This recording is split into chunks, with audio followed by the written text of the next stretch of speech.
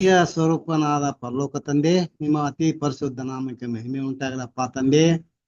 ತಂದೆಯಾದ ಲೋಕದಿಂದ ಆಯ್ದುಕೊಂಡು ಒಂದು ಚಿಕ್ಕ ಗುಂಪಾಗಿ ಕೂಡಿಸಿ ಜೀವಿತರ ಸಂಖ್ಯೆಲಿಟ್ಟು ನಮ್ಮನ್ನೆಲ್ಲರನ್ನು ಗೆಲ್ಲಿಸಿದ್ದಕ್ಕಾಗಿ ಸಹ ಧನ್ಯವಾದ ತಂದೆ. ತಂದೆ, ನಾವು ಎಷ್ಟೋ ದೂರದ ಇದ್ರೂ ಸಹ ತಂದೆ, ನಮ್ಮನ್ನು ಆನ್ಲೈನ್ ಮುಖಾಂತರವಾಗಿ ನಿಮ್ಮ ಪವಿತ್ರ ಆತ್ಮನ ಸಹಾಯದಿಂದ ನಮ್ಮೆಲ್ಲರಿಗೆ ಒಂದು ಚಿಕ್ಕ ಗುಂಪಾಗಿ ಕೂಡಿಸಿ ತಂದೆ, ಪ್ರತಿನಿತ್ಯ ನಿಮ್ಮ ದಾಸರ ಮುಖಾಂತರವಾಗಿ ಸತ್ಯವಾಕ್ಯವನ್ನು ನೀಡಿದ್ದಕ್ಕಾಗಿ ಧನ್ಯವಾದ ತಂದೆ. ತಂದೆ, ಇವತ್ತು ಈ ಕೂಟಕ್ಕೆ ಇನ್ನು ಯಾವ ಸಹೋದರ ಬಂದಿಲ್ಲ ತಂದೆ, ಅವ್ರಿಗೆ ಸಹ ತಂದೆ ತಕ್ಕ ಸಮಯಕ್ಕೆ ಬಂದು ನಿನ್ನ ವಾಕ್ಯವನ್ನು ಕೇಳುವಾಗೆ ತಂದೆ ಅವ್ರಿಗೆ ಸಹಾಯ ಮಾಡು ತಂದೆ. ತಂದೆ, ನಿನ್ನ ವಾಕ್ಯವನ್ನು ತಿಳಿಸುವಂತಹ ಸಹೋದರಗೋಸ್ಕರ ಅವರ ಕುಟುಂಬಕ್ಕೋಸ್ಕರ ಸಹ ತಂದೆ, ನಿಮ್ಮ ಪವಿತ್ರ ಸಹಾಯದಿಂದ ಇದುವರೆಗೆ ಅವ್ರಿಗೆ ಬೇಕಾದ ಜ್ಞಾನ ಆರೋಗ್ಯ ಎಲ್ಲವನ್ನು ಕೊಟ್ಟು ನಡೆಸಿದಾಗೆ ಮುಂದೆ ಸಹ ತಂದೆ ನಡೆಸ್ತಂದೆ. ಇವತ್ತು ಸಹ ತಂದೆ ನಿಮ್ಮ ಪವಿತ್ರಾತ್ಮನ ಸಹಾಯದಿಂದ ನಿಮ್ಮ ವಾಕ್ಯವನ್ನು ತಿಳಿಸುವಾಗೆ ತಂದೆ ಸಹಾಯ ಮಾಡುತ್ತಂದೆ. ತಂದೆ, ಆ ವಾಕ್ಯವನ್ನು ನಾವೆಲ್ಲರೂ ಕೇಳಿ ಆ ವಾಕ್ಯದ ಪ್ರಕಾರ ನಿಮಗೆ ಮೆಚ್ಚುಗೆಯಾಗಿ ಜೀವಿಸುವಾಗೆ ತಂದೆ ನಮ್ಗೆಲ್ಲರಿಗೆ ಸಹಾಯ ಮಾಡು ತಂದೆ. ತಂದೆ, ಆದಿಯಿಂದ ಅಂತ್ಯದವರೆಗೂ ಈ ಕೂಟದಲ್ಲಿ ನಿಮ್ಮ ಪ್ರಸನ್ನತೆ ಇದ್ದು ಕೂಟವನ್ನು ಸಹ ತಂದೆ ನಡೆಸಿಕೊಳ್ತಂದೆ. ಇದುವರೆಗೆ ಪ್ರಾರ್ಥನಾ ಕೇಳಿದಕ್ಕಾಗಿ ಸಹ ಧನ್ಯವಾದ ತಂದೆ. ಈ ಚಿಕ್ಕ ಪ್ರಾರ್ಥನಾ ನಮ್ಮೆಲ್ಲರ ರಕ್ಷಕನಾದ ನಮ್ಮ ಯೇಸು ಕ್ರಿಸ್ತನ ನಾಮದಲ್ಲಿ ಬೀಳುತ್ತೀನಿ ತಂದೆ, ಆಮೆನ್.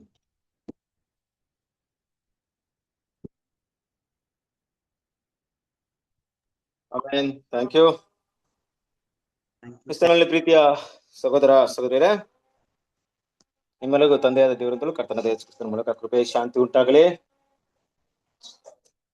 ದೇವರ ಮಹಾಕೃಪೆಯಿಂದ ದೇವರು ನಮ್ಮನ್ನ ಜೀವಿತರ ಸಂಖ್ಯೆಯಲ್ಲಿ ಎನಿಸಿ ದೇವರ ವಾಕ್ಯವನ್ನ ಕೇಳುವಂತ ಒಂದು ಅವಕಾಶವನ್ನ ಕೊಟ್ಟಿದ್ದಾರೆ.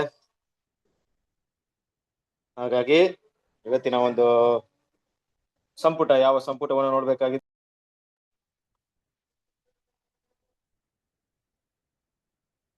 ಯಾವ ಟಾಪಿಕ್ ಇದೆ ಇವತ್ತು?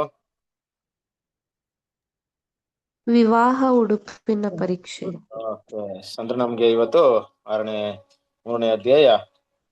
ಮೂರನೇ ಸಂಪುಟ 6ನೇ ಅಧ್ಯಾಯವನ್ನ ನೋಡ್ಬೇಕಾಗಿದೆ. ಇಲ್ಲಿ ನೀವು ಹೇಳಿದ ಹಾಗೆ ವಿವಾಹ ಉಡುಪಿನ ಪರೀಕ್ಷೆ ಅದರ ಕುರಿತಾದಂತ ವಿಷಯವನ್ನ ನಾವು ನೋಡ್ಕೊಂಡ್ ಬರ್ತಾ ಇದ್ವಿ ಅಲ್ವಾ? ಓಕೆ, ಕಳೆದ ದಿನಗಳಲ್ಲಿ ಏನೇನ್ ನೋಡಿದ್ವಿ ನೆನಪಿದ್ಯಾ? ಯಾವ ಯಾವ ಟಾಪಿಕ್ ನೋಡಿದ್ವಿ?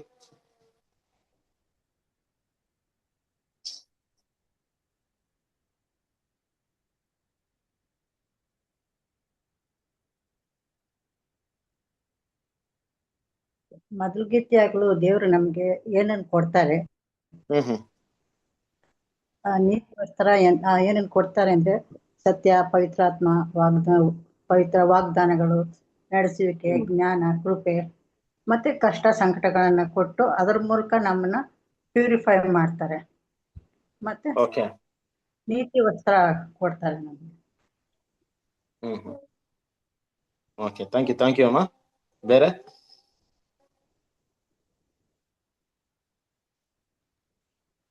ಆಮಂತ್ರಣ ಅಂದ್ರೆ ದೇವರ ಕರೆ ಅಂತ ನೋಡಿದ್ವಿ ಬ್ರದರ್.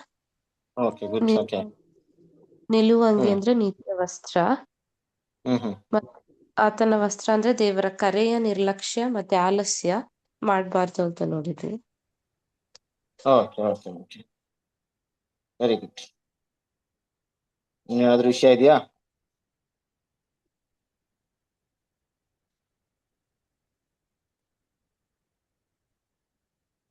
ಬೇರೆ ಪಾಯಿಂಟ್ ನೋಡಿದ್ವಾ ನಾವು? ಅದೇ ನೀತಿ ವಸ್ತ್ರ ಕಳ್ಕೊಂಡ್ರೆ ನಾವು ಮುಂದೆ ಮಹಾಸಂಕಟದ ದಿನಗಳಲ್ಲಿ ನ್ಯಾಯ ತೀರ್ಪಿಗೆ ಗುರಿ ಆಗ್ತೀವಿ ಅಂತ ತಿಳ್ಕೊಂಡು. ಎಸ್ ಅಲ್ವಾ? ಸೊ ನೀತಿಯ ವಸ್ತ್ರವನ್ನ ಕಳ್ಕೊಂಡ್ರೆ ನಾವು ದೇವರ ಜಡ್ಜ್ಮೆಂಟ್ ಅಂದ್ರೆ ನಾವು ಸಭೆಯಾಗಿರುವಂತ ಒಂದು ಅವಕಾಶವನ್ನ ಅಲ್ಲಿ ಕಳ್ಕೊಳ್ತೀವಿ ಅನ್ನೋ ವಿಷಯವನ್ನ ಮುಖ್ಯವಾಗಿ ನಾವು ನೋಡಿದ್ವಿ. ಕರೆಕ್ಟ್ ಅಲ್ವಾ? ಸೊ ಇವತ್ತು ಕೂಡ ಅದೇ ಒಂದು ಟಾಪಿಕ್ ನ ಮುಂದುವರೆದಂತ ಒಂದು ಭಾಗ ಇದೆ. ಕ್ರಿಸ್ತನ ಪ್ರೀತಿಯ ಸಹೋದರರೇ, ನಾವು ಒಂದು ಭಾಗವನ್ನ ಎಲ್ಲಿ ನಿಲ್ಲಿಸಿದೀವಿ ಅಂತ ನೋಡ್ಬೇಕಾದ್ರೆ,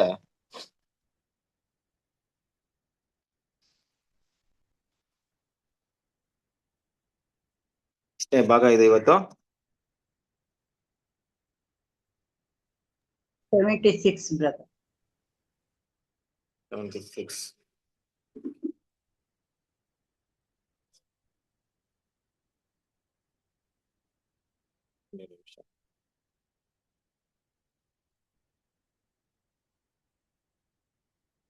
76 ಆಗಿದೆ ನಮಗೀಗ.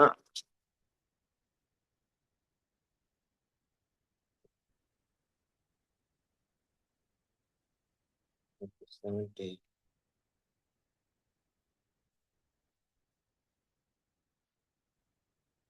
70. ನೋಡ್ಬೇಕಾದ್ರೆ ನಾವು ಲಾಸ್ಟ್ ಟೈಮ್ ನೋಡ್ಬೇಕಾದ್ರೆ ಕ್ರಿಸ್ತನ ಪ್ರೀತಿ ಸಹೋದರರೇ ಪೇಜ್ ನಂಬರ್ ಎಲ್ಲಿ ನೋಡಿದ್ವಿ? 121. 121 ಅಲ್ಲಿ ನೋಡಿದ್ವಿ, ಅಲ್ವಾ? ಅದರ ಮುಂದುವರೆದ ಭಾಗವನ್ನು ಇವತ್ತು ನಾವು ನೋಡಕ್ ಹೋಗ್ತಾ ಇದ್ವಿ. ಹಾಗಿರ್ಬೇಕಾದ್ರೆ ಆ ಒಂದು ಭಾಗದಲ್ಲಿ ನೋಡುವಂತ ಮುಖ್ಯವಾದಂತ ಒಂದು ಪ್ರಶ್ನೆ,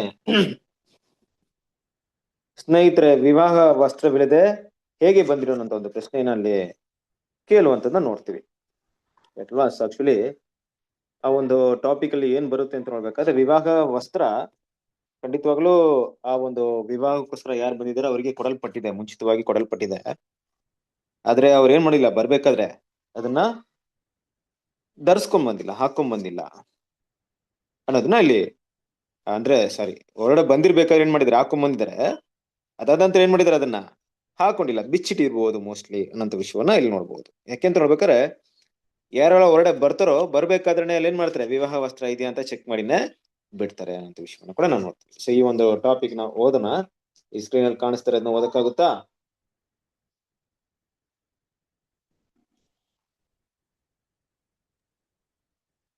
ಇದುವರೆಗೆ ಗುಪ್ತವಾಗಿದ್ದ ಸತ್ಯಾರ್ಥವನ್ನು ತಿಳಿಸುವಲ್ಲಿ ದೇವರ ಜ್ಞಾನವನ್ನೇ ಹೇಳುತ್ತೇವೆ.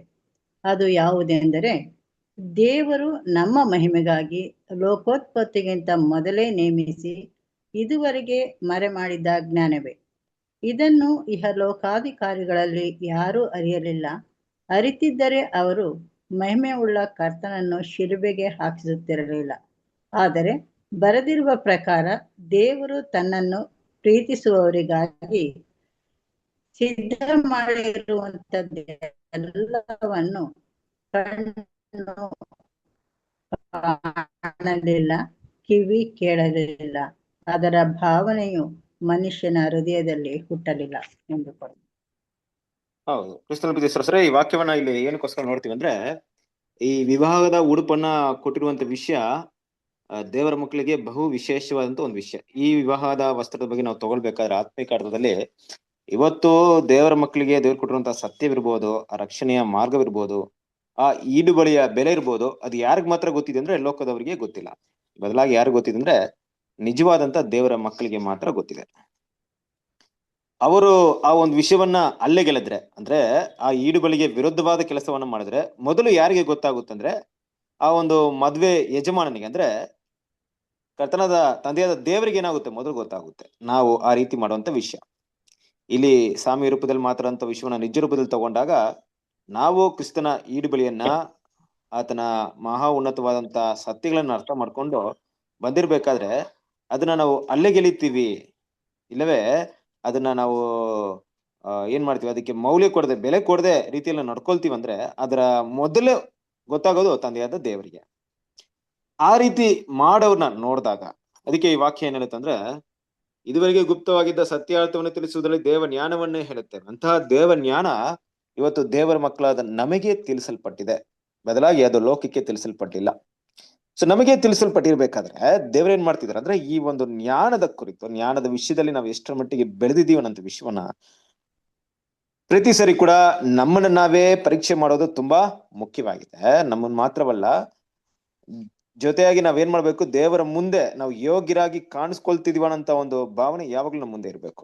ಯಾಕಂದ್ರೆ ನಾನು ಲಾಸ್ಟ್ ಟೈಮ್ ಕೂಡ ಒಂದು ಟಾಪಿಕ್ ನ ನಿಮ್ಗೆ ಹೇಳಿದ್ದೆ, ಒಂದು ವಿಷಯವನ್ನ ಹೇಳಿದ್ದೆ, ನಿಮ್ಗೆಲ್ರಿಗೂ ಗೊತ್ತಿರೋಂತ ಮಾಹಿತಿನೇ.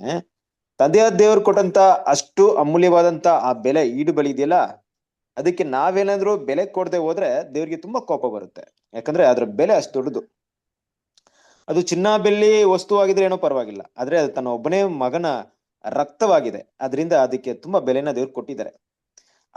ಅದನ್ನ ಯಾರು ತುಂಬಾ ಬೆಲೆಯುಳ್ಳದಾಗಿ ಪರಿಗಣಿಸ್ತಾರೋ ಅವ್ರಿಗೆ ದೇವ್ರ ಏನ್ ಮಾಡ್ತಾರೆ, ತುಂಬಾ ಪ್ರಾಮುಖ್ಯತೆ ಕೊಡ್ತಾರೆ. ಯಾರು ಅದನ್ನ ಬೆಲೆ ಇಲ್ಲದ ರೀತಿ ನಡ್ಕೊಳ್ತಾರೋ, ಅಂದ್ರೆ ಏನರ್ಥ, ಬೆಲೆ ಇಲ್ಲದ ರೀತಿ ಅಂದ್ರೆ ಏನರ್ಥ, ನಮ್ಮನ್ನು ಪರಿಶುದ್ಧ ಮಾಡಿದಂತಹ ರಕ್ತವನ್ನ, ಆ ಅಮೂಲ್ಯವಾದಂತ ಬಲಿಯನ್ನ ನಮ್ಮ ಗುಣಗಳಲ್ಲಿ ಇಲ್ಲವೇ ದೇವರಿಗೆ ವಿರುದ್ಧವಾಗಿ ಮಾಡುವಂತ ಕೆಲಸಗಳಲ್ಲಿ ನಮ್ಮ ಪಾಪ ಕ್ಷಮಾಪಣೆ ಮಾಡಿದ್ರಿಂದ ನಾವು ದೇವರ ಬಳಿಗೆ ಬಂದಿರುವಂತಹ ವಿಷಯವನ್ನ ನಾವು ಯಾವುದೋ ರೀತಿಯಲ್ಲಿ ಅದಕ್ಕೆ ಬೆಲೆ ಇಲ್ಲದ ರೀತಿಯಲ್ಲಿ ನಡ್ಕೊಂಡಿದ್ದೆ ಆದ್ರೆ, ಅದಕ್ಕೆ ಪ್ರಾಮುಖ್ಯತೆ ಕೊಡದೆ ಹೋದ್ರೆ, ಅದರ ಒಂದು ಮೌಲ್ಯತೆ ಎಷ್ಟಿದೆ ಅಂತ ನಾವು ಬೇರೆ ನಮ್ಮ ಕೆಟ್ಟ ಗುಣಗಳಲ್ಲಿ ತೋರಿಸೋದಾಗಿದ್ರೆ ಖಂಡಿತವಾಗ್ಲೂ ದೇವರಿಗೆ ತುಂಬಾ ಕೋಪ ಬರುತ್ತೆ. ಅದಕ್ಕೆ ಅಲ್ಲಿರುವಂತ ಪ್ರಶ್ನೆ ಏನಪ್ಪಾ ಅಂದ್ರೆ, ಸ್ನೇಹಿತರೆ, ವಿವಾಹ ವಸ್ತ್ರವಿಲ್ಲದೆ ಹೇಗೆ ಬಂದ್ರಿ? ಅಂದ್ರೆ ಇದ್ರ ಅರ್ಥ, ವಿವಾಹ ವಸ್ತ್ರ ಹಾಕೊಂತಾನೆ ಬಂದಿದ್ದೀರಾ? ಅದೇಂಗ್ ಬಂದ್ಬಿಡ್ತೀರಾ ವಿವಾಹ ವಸ್ತ್ರವಿಲ್ದೆ?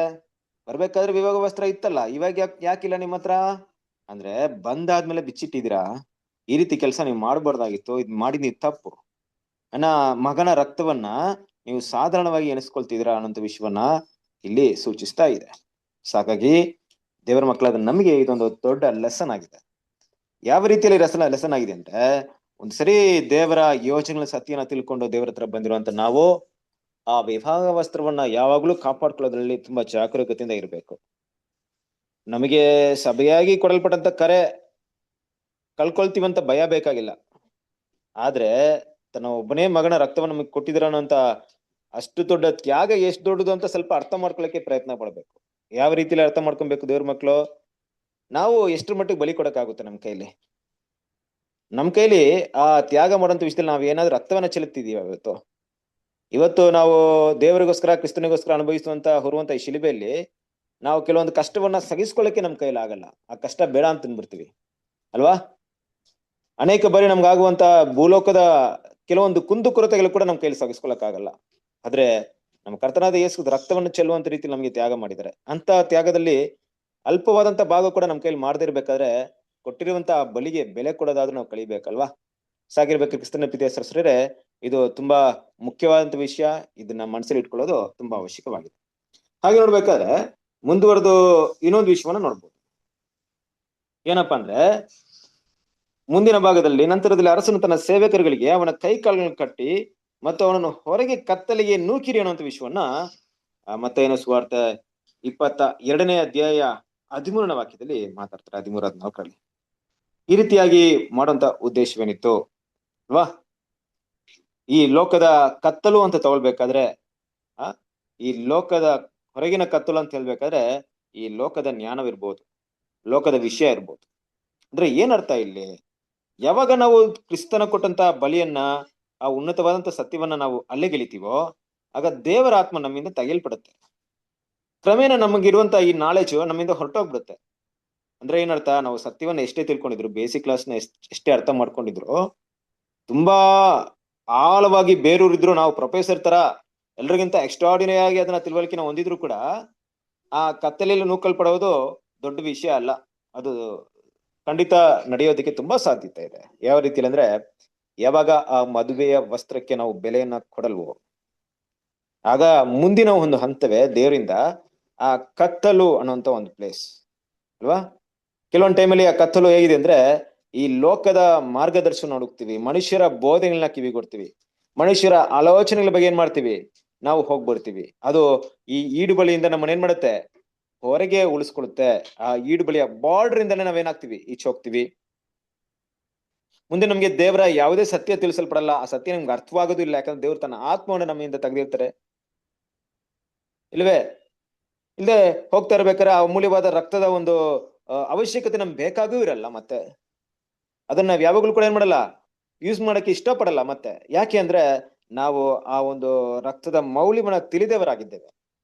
ಯಾವಾಗ ಅದ್ರ ಬೆಲೆ ಗೊತ್ತಿಲ್ವೋ ಅದನ್ನ ಕೊಡೋದು ವ್ಯರ್ಥವಾಗುತ್ತೆ ಕ್ರಿಸ್ತನ ಪ್ರೀತಿಯ ಸಹೋದರರೇ. ಹಾಗಾಗಿ ದೇವರಲ್ಲಿ ಏನ್ ಮಾಡ್ತಾರೆ ಅಂದ್ರೆ, ಆ ಹೊರಗಿನ ಕತ್ತಲಿಗೆ ಅಂತ ಒಂದು ಗುಣವನ್ನ ಹಾಕುವಂತ ವಿಷಯವನ್ನ ಇಲ್ಲಿ ನಾವು ನೋಡಬಹುದು. ಈ ಒಂದು ವಿಷಯವನ್ನ ಓದೋಣ.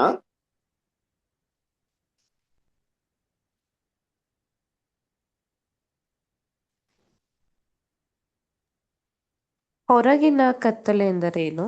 ಅರಸನು ಹೇಳಿದನು, ಅವನ ಕೈಕಾಲು ಕಟ್ಟಿ ಅವನನ್ನು ಹೊರಗಿನ ಕತ್ತಲೆಗೆ ನೂಕಿರಿ. ಹೊರಗಿನ ಕತ್ತಲೆ ಎಂದರೆ ದೇವರ ವಾಕ್ಯವಿಲ್ಲದ ಮಾನವ ಜ್ಞಾನ ಮತ್ತು ಆತ್ಮೀಯ ಅಂಧಕಾರವನ್ನು ಸೂಚಿಸುತ್ತದೆ. ಇದು ದೇವರ ವಿಮೋಚನೆ ಮತ್ತು ಪುನಃಸ್ಥಾಪನೆಯ ಯೋಜನೆಯನ್ನು ತಿರಸ್ಕರಿಸುವ ಚಿಂತನೆಗೆ ಸಂಕೇತವಾಗಿದೆ. ಕಟ್ಟಿಹಾಕುವುದು ಸಮರ್ಪಿತ ವಿಶ್ವಾಸಿಗಳ ಮುಂದೆ ಎಚ್ಚರಿಕೆಯ ಉದಾಹರಣೆಯಾಗುತ್ತದೆ. ಇದು ನೀತಿಯ ವಸ್ತ್ರದ ಮಹತ್ವವನ್ನು ನಿಷ್ಠಾವಂತರಿಗೆ ಸ್ಪಷ್ಟವಾಗಿ ತಿಳಿಸುತ್ತದೆ. ಕಟ್ಟುವ ಸೇವಕರು ಸತ್ಯವನ್ನು ತಿಳಿದು ಶಾಸ್ತ್ರದ ಆಧಾರದ ಮೇಲೆ ನಿಲ್ಲುವವರಾಗಿದ್ದಾರೆ. ಅವರು ಕ್ರಿಸ್ತನ ಅಮೂಲ್ಯ ರಕ್ತ ಮತ್ತು ನೀತಿಯ ವಸ್ತ್ರದ ಕುರಿತು ಶಾಸ್ತ್ರ ಸಾಕ್ಷಿಗಳನ್ನು ಉಪಯೋಗಿಸುತ್ತಾರೆ. ವಸ್ತ್ರವಿಲ್ಲದವರು ತಮ್ಮನ್ನು ತಾವು ಸಮರ್ಥಿಸಿಕೊಳ್ಳಲು ಸತ್ಯಕ್ಕೆ ವಿರೋಧಿಸುತ್ತಾರೆ. ಸತ್ಯವನ್ನು ತಿರಸ್ಕರಿಸುವ ಮೂಲಕ ಅವರು ಆತ್ಮೀಯ ಬೆಳಕಿನಿಂದ ಕತ್ತಲೆಗೆ ಹೋಗುತ್ತಾರೆ. ಅಂಥವರಿಗೆ ಕ್ರಿಸ್ತನ ಶಿಲುಬೆ ಅಡ್ಡಿಯಾಗಿಯೂ ಮೂರ್ಖತನವಾಗಿಯೂ ಕಾಣುತ್ತದೆ. ಆದರೆ ನಿಷ್ಠಾವಂತ ಮತ್ತು ಸಮರ್ಪಿತ ವಿಶ್ವಾಸಿಗಳಿಗೆ ಕ್ರಿಸ್ತನು ಇನ್ನೂ ದೇವರ ಶಕ್ತಿ, ದೇವರ ಜ್ಞಾನ ಆಗಿದ್ದಾನೆ. ಅಲ್ವಾ? ಕ್ರಿಸ್ತನ ಪ್ರೀತಿಯ ಸಹೋದರರೇ, ನೋಡ್ರಿ ಎಷ್ಟು ಸ್ಪಷ್ಟವಾಗಿ ಈ ವಿಷಯದಲ್ಲಿ ತಿಳಿಸಲ್ಪಡ್ತಾ ಇದೆ. ಹೊರಗಿನ ಕತ್ತಲು ಅಂತ ಹೇಳಿದಾಗ ತುಂಬಾ ಕೇರ್ಫುಲ್ ಆಗಿರ್ಬೇಕು. ನೋಡಿ, ಈಗ ಈ ವಿಷಯವನ್ನ ನಾವು ಓದ್ತಾ ಇದ್ದೀವಿ, ಇವತ್ತು ಸ್ಟಡಿ ಮಾಡ್ತಾ ಇದ್ವಿ. ಅದು ಒಂದು ಬರಹ ರೂಪದಲ್ಲಿ ಇಲ್ಲವೇ ಒಂದು ಯಾವುದೋ ಒಂದು ಬುಕ್ಕಲ್ಲಿ ಬರೆದಿರುವಂತ ಪೇಪರ್ ಇರುವಂತ ಒಂದು ಇನ್ಫಾರ್ಮೇಶನ್ ರೀತಿಯಲ್ಲಿ ನಮ್ಮ ತಲೆಯಲ್ಲಿ ಇರಬಾರ್ದು. ಅದು ಬದಲಾಗಿ ಅದು ಅರ್ಥಗರ್ಭಿತವಾಗಿರ್ಬೇಕು. ಅದರ ತಿಳುವಳಿಕೆ ನಮ್ಗೆ ಸ್ಪಷ್ಟತೆ ಆಗಿರ್ಬೇಕು. ಏನಪ್ಪಾ ಆ ತಿಳುವಳಿಕೆ ಅಂದ್ರೆ, ನಾನು ಮಾತಾಡುವಂತ ನಾನು ಕೂಡ ಈ ಕತ್ತಲೆಗೆ ಹೋಗಬಹುದು, ಕೇಳುವಂತ ನೀವು ಕೂಡ ಈ ಕತ್ತಲೆಗೆ ಹೋಗಬಹುದು. ಎಲ್ಲಿ, ಯಾವಾಗ, ಯಾವ ಸನ್ನಿವೇಶದಲ್ಲಿ ಇದಾಗುತ್ತೆ? ಯಾವಾಗ ದೇವರು ಕೊಟ್ಟಂತ ಈಡು ಬಲಿಯ ಬೆಲೆಯನ್ನು ನಾನು ತಿಳಿದವನಾಗಿ, ನಾನು ಮನಪೂರ್ವಕವಾಗಿ ಅದಕ್ಕೆ ವಿರುದ್ಧವಾದ ಕೆಲಸಗಳನ್ನ ಮಾಡುವನಾಗಿ, ಅದೇನ್ ದೊಡ್ಡ ವಿಷಯ, ಮಹಾ ಆಯ್ತು ಬಿಡಪ್ಪ, ಇವತ್ತು ಈ ರೀತಿ ಮಾಡಿದ್ರೆ ಏನ್ ತಪ್ಪಾಗಲ್ಲ, ಆ ಕೆಲಸ ಮಾಡಿದ್ರೆ ಏನಾಗಲ್ಲ, ದೇವರನ್ನ ಕೋಪ ಮಾಡ್ಕೊಳ್ಳಲ್ಲ, ಅದೇನಿಲ್ಲ ಅನ್ನೋ ರೀತಿಯಲ್ಲಿ ನಾವು ಗುಣಗಳನ್ನ ಬೆಳೆಸ್ಕೊಂಡು ಅದನ್ನ ಅಲ್ಲೆಗೆಳೆಯುವಂತರಾಗಿದ್ರೆ ದೇವರು ತನ್ನ ಆತ್ಮವನ್ನ ನಮ್ಮಿಂದ ತೆಗಿತಾರೆ. ದೇವರ ಸತ್ಯ ನಮ್ಮಿಂದ ಹೊರಡೆ ಹೋಗುತ್ತೆ. ಹೌದಾ ಬ್ರದರ್? ಹೇಗ್ ಸಾಧ್ಯ? ನಾನು ಇಷ್ಟೊಂದು ಸತ್ಯ ಕಲ್ತಿದ್ದೀನಿ, ನನ್ನ ಮೈಂಡ್ ಅಲ್ಲಿ ಪೂರ್ತಿ ತುಂಬಿಕೊಂಡಿದೆ, ಯಾವಾಗ ಬೇಕಾದ್ರೂ ನಾನು ಅದನ್ನ ಹೇಳ್ತೀನಿ. ನಾನು ತುಂಬಾ ಇಂಟೆಲಿಜೆಂಟ್ ಆಗಿ ದೇವರ ವಾಕ್ಯದಲ್ಲಿ ತುಂಬಾ ಕಲಿತು ಪ್ರವೀಣನಾಗಿದ್ದೀನಿ. ಅದೇಗೆ ನನ್ನ ಮೈಂಡ್ ಅಲ್ಲಿ ಇರೋದು ಅಳಸೋಗುತ್ತೆ. ದೇವರಿಂದ ಅಸಾಧ್ಯವಾದದ್ದು ಏನೂ ಇಲ್ಲ. ಇನ್ನೂ ಸ್ಪಷ್ಟವಾಗಿ ಹೇಳ್ಬೇಕಾದ್ರೆ, ದೇವರು ಅದನ್ನ ಮಾಡ್ತಾರ ಅನ್ನೋಕ್ಕಿಂತ ನಾನೇ ಅದಕ್ಕೆ ದಾರಿ ಮಾಡಿಕೊಟ್ಟೆ. ಏನಪ್ಪಾ ಅಂದ್ರೆ, ದೇವರ ಆತ್ಮವನ್ನ ನಾನು ನಿಲ್ಲಿಸೋದ್ರಿಂದ ದೇವರ ನಡೆಸುವಿಕೆನ ನಾನು ಮುಂದೆ ಇಷ್ಟಪಡದವನಾಗಿದ್ದೇನೆ. ಕಾರಣ ಅದಕ್ಕಿಂತ ಹೆಚ್ಚಿನದಾಗಿರುವಂತ ವಿಷಯ ಏನಪ್ಪಾ ಅಂದ್ರೆ, ನನಗೆ ದೇವರ ಒಂದು ಜ್ಞಾನಕ್ಕಿಂತ ಈ ಲೋಕದ ಜ್ಞಾನವೇ ತುಂಬಾ ಅಮೂಲ್ಯವಾಗಿ, ತುಂಬಾ ಮೆಚ್ಚುಗೆಯಾಗಿ, ತುಂಬಾ ಹಿತಕರವಾಗಿ ಕಾಣಿಸ್ಕೊಳ್ತಾ ಇದೆ. ಆಗ ಅದಕ್ಕೆ ಬೆಲೆನ ನಾನು ಕೊಡದೆ ಹೋಗ್ತೀನಿ.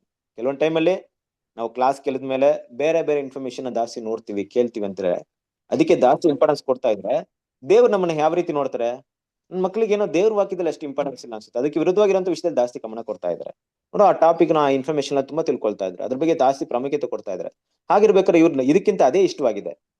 ಇದಕ್ಕಿಂತ ಅದು ಇಷ್ಟವಾಗಿರೋ ಇವ್ರಿಗೆ ಈ ಆತ್ಮ ಕೊಡೋದ್ರಿಂದ ಏನ್ ಪ್ರಯೋಜನ? ಸತ್ಯ ಏನಕ್ಕೆ ನಾನು ಇವ್ರು ಕೊಡ್ಬೇಕು? ಈ ಸತ್ಯ ತಿಳ್ಕೊಂಡು ಏನ್ ಮಾಡಕ್ ಹೋಗ್ತಾರೆ?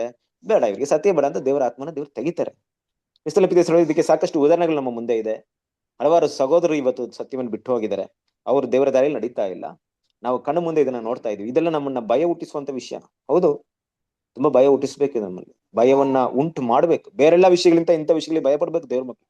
ಈ ರೀತಿ ಪರಿಸ್ಥಿತಿ ಆಗುತ್ತೆ ನನ್ನ ಜೀವನದಲ್ಲಿ, ಎಂದಿಗೂ ನಾನು ಕೂಡ ಇದಕ್ಕೆ ಅವಕಾಶವನ್ನ ಮಾಡಬಾರ್ದು. ನೋಡಿ, ಅದನ್ನ ಕತ್ತಲೆಯಲ್ಲಿ ಕಟ್ಟಿ ಹಾಕುವಂತವ್ರು ವಿಷಯ ತಗೊಂಡಾಗ ಅವ್ರು ಯಾರು ಕಟ್ಟಿ ಹಾಕುವಂತವ್ರು ಅಂದ್ರೆ, ದೇವ್ರಿಗೋಸ್ಕರ ವೈರಾಗ್ಯದಲ್ಲಿರುವಂತ ಕೆಲವರು ಸಹೋದರರು ಕೆಲವೊಂದು ಟೈಮಲ್ಲಿ ಮಾತಾಡೋದು, ಒಳ್ಳೆ ಮಾತಾಡೋದು ನಮ್ಗೆ ತುಂಬಾ ನೋವು ಉಂಟು ಮಾಡೋದಾದ್ರೆ ಅದು ತುಂಬಾ ಅಪಾಯಕರವಂತ ವಿಷಯ. ಕೆಲವರು ನಮ್ಗೆ ಆಲೋಚನೆ ಕೊಡ್ಬೇಕಾದ್ರೆ, ಕೆಲವರು ನಮ್ಮನ್ನ ಕರೆಕ್ಷನ್ ಮಾಡ್ಬೇಕಾದ್ರೆ ನಮ್ಗೆ ತುಂಬಾ ನೋವಾಗ್ತಿದೆ. ಅವ್ರು ಮಾತಾಡೋದು ತುಂಬಾ ಕಷ್ಟವಾಗ್ತಿದೆ. ಯಾಕೆ ತಾನೇ ಈ ರೀತಿ ಮಾತಾಡ್ತಾರೆ? ಬಟ್ ಅವ್ರು ಮಾತಾಡೋದು ಒಳ್ಳೇದೇ ಇರುತ್ತೆ, ಅವ್ರು ಮಾತಾಡೋಂತ ಕರೆಕ್ಷನ್ಸ್ ಕರೆಕ್ಟ್ ಇರುತ್ತೆ, ನಮ್ಮಲ್ಲಿರುವಂತ ಏನೋ ವಿಷಯಗಳನ್ನ ಸರಿ ಮಾಡಕ್ಕೆ ಅವ್ರು ಪ್ರಯತ್ನ ಪಟ್ಟಿರ್ತಾರೆ. ಬಟ್ ನನಗೆ ಅದು ಇಷ್ಟವಾಗಲ್ಲ. ಯಾಕೆ ಇಷ್ಟವಾಗಲ್ಲ ಅಂದ್ರೆ, ನಾನು ದೇವರ ದಾರಿಯಲ್ಲಿ ನಡುವನಾಗಿ ನನಗೆ ಇಷ್ಟವಾಗ್ತಾ ಇತ್ತು, ನನ್ನ ಆಪೋಸಿಟ್ ಡೈರೆಕ್ಷನ್ ನಡೀತಾ ಇದ್ದೀನಿ.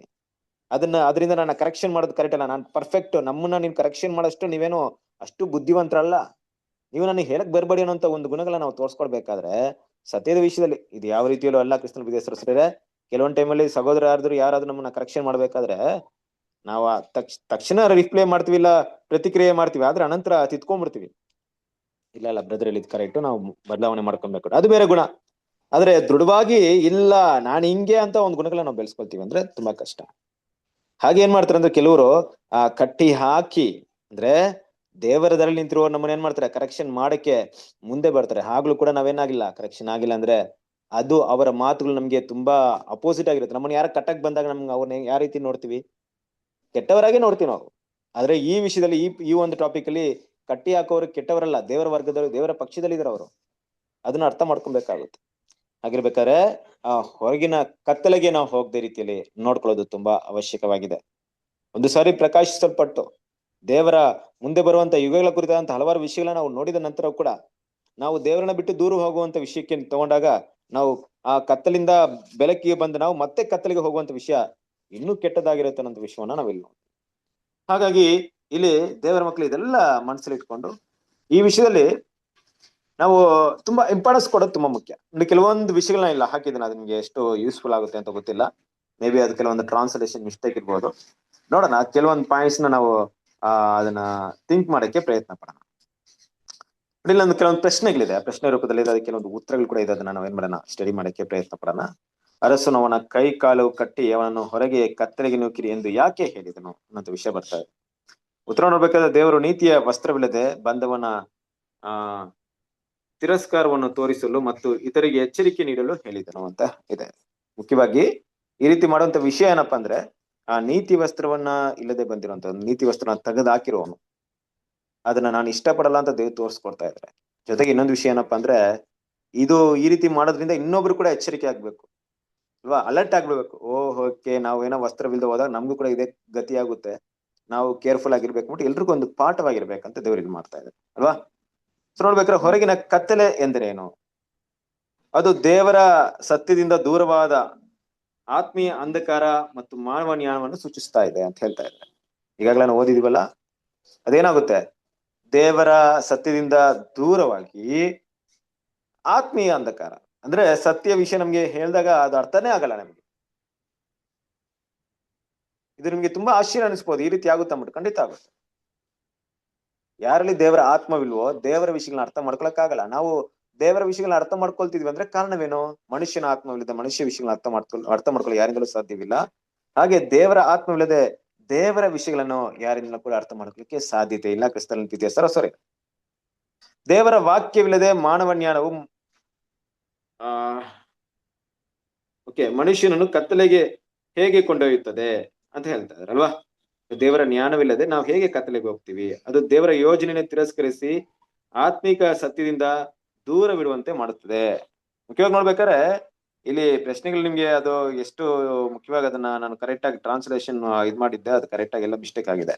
ಓಕೆ, ಇದೆಲ್ಲ ಎ ಜನರೇಟೆಡ್ ಆಗಿರೋಂಥದ್ದು, ಆರ್ಟಿಫಿಷಿಯಲ್ ಇಂಟೆಲಿಜೆಂಟ್. ಕೆಲವೊಂದು ವಿಷಯ ತುಂಬಾ ಚೆನ್ನಾಗಿತ್ತು, ಅದಕ್ಕೆ ನಾನು ಅದನ್ನ ತಗೊಂಡಿದ್ದೆ.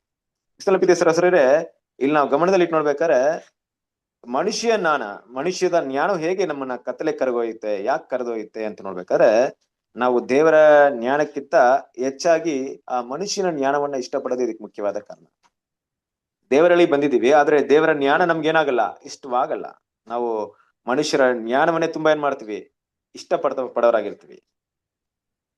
ದೇವರ ವಿಮೋಚನೆ ಮತ್ತು ಪುನಃಸ್ಥಾಪನೆಯನ್ನು ಯೋಜನೆಯನ್ನು ತಿರಸ್ಕರಿಸುವ ಪರಿಣಾಮವೇನು ಅಂತ ಪ್ರಶ್ನೆ ಇದೆ ಅಲ್ವಾ.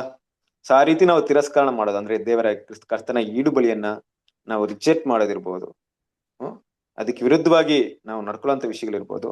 ಅದು ಏನನ್ನ ಸೂಚಿಸ್ತಾ ಇದೆ ಕ್ರಿಸ್ತನ ಪ್ರೀತಿಯ ಸರಸರೇ? ಅದು ಆತ್ಮಿಕ ಬೆಳಕನ್ನು ಕಳೆದುಕೊಂಡು ಕತ್ತಲೆಗೆ ಹೋಗುವುದನ್ನ ಸೂಚಿಸ್ತಾ ಇದೆ. ಯೋಚನೆ ಮಾಡ್ರಿ, ಈ ಒಂದು ಕತ್ತಲೆ ನಮ್ಮ ಕೂಡುತನಕ್ಕಿಂತಲೂ ತುಂಬಾ ಕೆಟ್ಟದು. ನಾವು ಒಂದ್ ವೇಳೆ ಕಣ್ಣಿಲ್ದೆ ಇದ್ಬಿಡ್ಬೋದು, ಆದ್ರೆ ದೇವರ ಬೆಳಕು ಇಲ್ಲದೆ ಇರುವಂತ ವಿಷಯ ಎಷ್ಟು ಕೆಟ್ಟದಾಗಿರುತ್ತೆ. ನಮ್ಮಲ್ಲಿರುವಂತ ಬೆಳಕೇ ಕತ್ತಲಾದ್ರೆ ಅದು ಎಷ್ಟು ಕೆಟ್ಟದಾಗಿರುತ್ತೆ. ಕಟ್ಟಿ ಹಾಕುವ ಬಟನ ಓಕೆ. ಸೊ ನೀತಿಯ ವಸ್ತ್ರದ ಓಕೆ, ಕೆಲವೊಂದು ಟ್ರಾನ್ಸ್ಲೇಷನ್ ಆತರ ಇದೆ. ಓಕೆ, ಬೇಡ. ನೀತಿ ವಸ್ತ್ರ ಮಹತ್ವವನ್ನು ನೀತಿವಂತರು ಹೇಗೆ ಅರಿತುಕೊಳ್ಳುವರು? ಅದು ದೇವರ ಅನುಗ್ರಹ ಮತ್ತು ಕ್ರಿಸ್ತನ ನೀತಿಯ ಪ್ರತೀಕವೆಂದು ಅರ್ಥಕೊಳ್ಬೇಕು ಅಲ್ವಾ. ನೋಡಿ, ಈಗ ನೀತಿ ವಸ್ತ್ರ ನಂಗಿದೆ, ಅದರ ಒಂದು ಬೆಲೆನ ದೇವ್ರ ಮಕ್ಳು ಅರ್ಥ ಮಾಡ್ಕೊಬೇಕು. ಯಾವಾಗ್ಲೂ ದೇವ್ರು ಕೊಟ್ಟಿರುವಂತ ಅನುಗ್ರಹ ಮತ್ತೆ ಅದು ನೀತಿಗೆ ದೇವ್ರ ಹತ್ರ ನಾನು ಹೋಗೋದಿಕ್ಕೆ ಅದೊಂದೇ ದಾರಿ ಇರೋದು ನನ್ನ ಹತ್ರ. ಆ ನೀತಿ ವಸ್ತ್ರ ಇಲ್ದೇ ಇದ್ರೆ ಅದು ಕರೆಕ್ಟ್ ಆಗಿ ನನಗೆ ಆಗೋದೇ ಇಲ್ಲ. ದೇವ್ರ ಮಕ್ಳು ಅದನ್ನ ಅರ್ಥ ಮಾಡ್ಕೊಬೇಕಾಗಿದೆ ಇಲ್ಲಿ ಅಲ್ವಾ. ಈ ನೀತಿ ವಸ್ತ್ರ ಇರೋದ್ರಿಂದಲೇ ದೇವರ ಸನ್ನಿಧಿಗೆ ಹೋಗ್ತಾ ಇದೀವಿ. ಕ್ರಿಸ್ತನ ನೀತಿ ವಸ್ತ್ರ ಇಲ್ಲದೆ ನಾವು ದೇವರ ಬಳಿಗೆ ಅಪ್ಪ ತಂದೆ ಅಂತ ಕರೆಯಕ್ಕಾಗುತ್ತಾ? ದೇವ್ರು ನಮ್ಮನ್ನ ಮೆಚ್ತಾರ? ಯಾಕಂದ್ರೆ ಆತನ ಕೊಟ್ಟಂತ ಮಗನ ಅಮೂಲ್ಯವಾದ ರಕ್ತದಿಂದಲೇ ನಮ್ಮನ್ನ ಆತನ ಬಳಿಗೆ ಸೇರಿಸ್ಕೊಳ್ತಾರೆ. ನಾವ್ ಅದನ್ನೇ ಬಿಚ್ಚಿಕ್ಬಿಟ್ರೆ, ಆ ರಕ್ತನ ಬೇಡ ಹಾಗೆ ಬರ್ತೀನಿ ದೇವ್ರೆ ನಿಮ್ಮ ಹತ್ರ ಬರ್ತೀನಿ ಅಂದ್ರೆ ಆಗುತ್ತಾ? ದೇವ್ರು ಯಾವಾಗ್ಲೂ ಒಪ್ಕೊಳ್ಳಲ್ಲ. ಅದರಿಂದ ಯಾವಾಗ್ಲೂ ನಮ್ಮ ಮನಸ್ಸಲ್ಲಿ ಇಟ್ಕೊಬೇಕು, ಅದು ದೇವರ ಅನುಗ್ರಹ, ದೇವರ ಕೃಪೆ ಆಗಿದೆ ಕ್ರಿಸ್ತನ ಪ್ರೀತಿಯ ಸರಸರೇ. ಹಾಗಾಗಿ ಈ ವಿಷಯಗಳು ಏನ್ ಮಾಡೋಣ, ನಾವು ಮನಸ್ಸಲ್ಲಿ ಇಟ್ಕೊಳ್ಳೋಣ. ಓಕೆ, ಸತ್ಯವನ್ನು ತಿಳಿದಿರುವ ಸೇವಕರು ಯಾವ ಓಕೆ, ಜ್ಞಾನ ಸಾಕ್ಷಿಗಳನ್ನು ಬಳಸ್ತಾರೆ. ಕ್ರಿಸ್ತನ ಅಮೂಲ್ಯ ರಕ್ತ ಮತ್ತು ನೀತಿಯ ವಸ್ತ್ರದ ಕುರಿತಾದಂತಹ ಶಾಸ್ತ್ರ ಸಾಕ್ಷಿಗಳನ್ನು ಬಳಸುತ್ತಾರೆ. ಕ್ರಿಸ್ತನ ಅಮೂಲ್ಯ ರಕ್ತವನ್ನು ನೀತಿಯ ವಸ್ತ್ರವು ನಮಗೆ ಯಾವ ಸಂಬಂಧವಿದೆ ಅಂದ್ರೆ, ಕ್ರಿಸ್ತನ ಅಮೂಲ್ಯ ರಕ್ತ ಮತ್ತು ನೀತಿಯ ವಸ್ತ್ರದಲ್ಲೂ ನಮಗೂ ಯಾವ ಸಂಬಂಧವಿದೆ? ಕ್ರಿಸ್ತನ ರಕ್ತವೇ ವಿಶ್ವಾಸಿಗಳಿಗೆ ನೀತಿಯ ವಸ್ತ್ರವನ್ನು ಒದಗಿಸಿದೆ, ಇಲ್ವೇ? ನೋಡಿ, ಇದೆಲ್ಲ ಏನಪ್ಪಾ ಅಂದ್ರೆ ಇವತ್ತು ನಾವು ಓದಿದಂತ ಒಂದು ಪ್ಯಾಸೇಜ್ ಅಲ್ಲಿ ಇರುವಂತ ಒಂದು ಸ್ಮಾಲ್ ಕ್ವಶನ್ಸ್ ಅಲ್ವಾ? ಸೊ ನಿಮ್ಗೆ ಆಮೇಲೆ ಕಳಿಸ್ಕೊಡ್ತೀನಿ, ನಾನು ಕ್ಲಿಯರ್ ಆಗಿರೋದು ಅದನ್ನ ಬೇರೆ ತರ ಕಳಿಸ್ಕೊಡ್ತೀನಿ, ನೀವು ಅದನ್ನ ನೋಡ್ಬೋದು. ಓಕೆ, ಸೊ ಮುಂದಿನ ಒಂದು ವಿಷಯಕ್ಕೆ ತಗೊಂಡಾಗ ಕ್ರಿಸ್ತನ ಪ್ರೀತಿಯ ಸಹೋದರರೇ, ಈ ಒಂದು ಸಾಮ್ಯದಲ್ಲಿ ಕಟ್ಟಿ ಹಾಕಿ ಏನ್ ಮಾಡ್ತಾರೆ ಅಂದ್ರೆ, ಹೊರಗೆ ಆ ಒಂದು ವ್ಯಕ್ತಿನ ಮದುವೆಗೆ ಬಂದಿರುವಂತ ವ್ಯಕ್ತಿನ ಏನ್ ಮಾಡ್ತಾರೆ, ತಳ್ತಾರೆ. ಅದು ಇನ್ನು ಯಾವ ಯಾವ ಅರ್ಥದಲ್ಲಿ ಅದನ್ನ ಸೂಚಿಸ್ತಾರೆ ಅಂತ ಭಾಗವನ್ನ ಇಲ್ಲಿ ಓದೋಣ. ಸ್ಕ್ರೀನ್ ಅಲ್ಲಿ ಇರೋದನ್ನ ಓದ್ರಿ.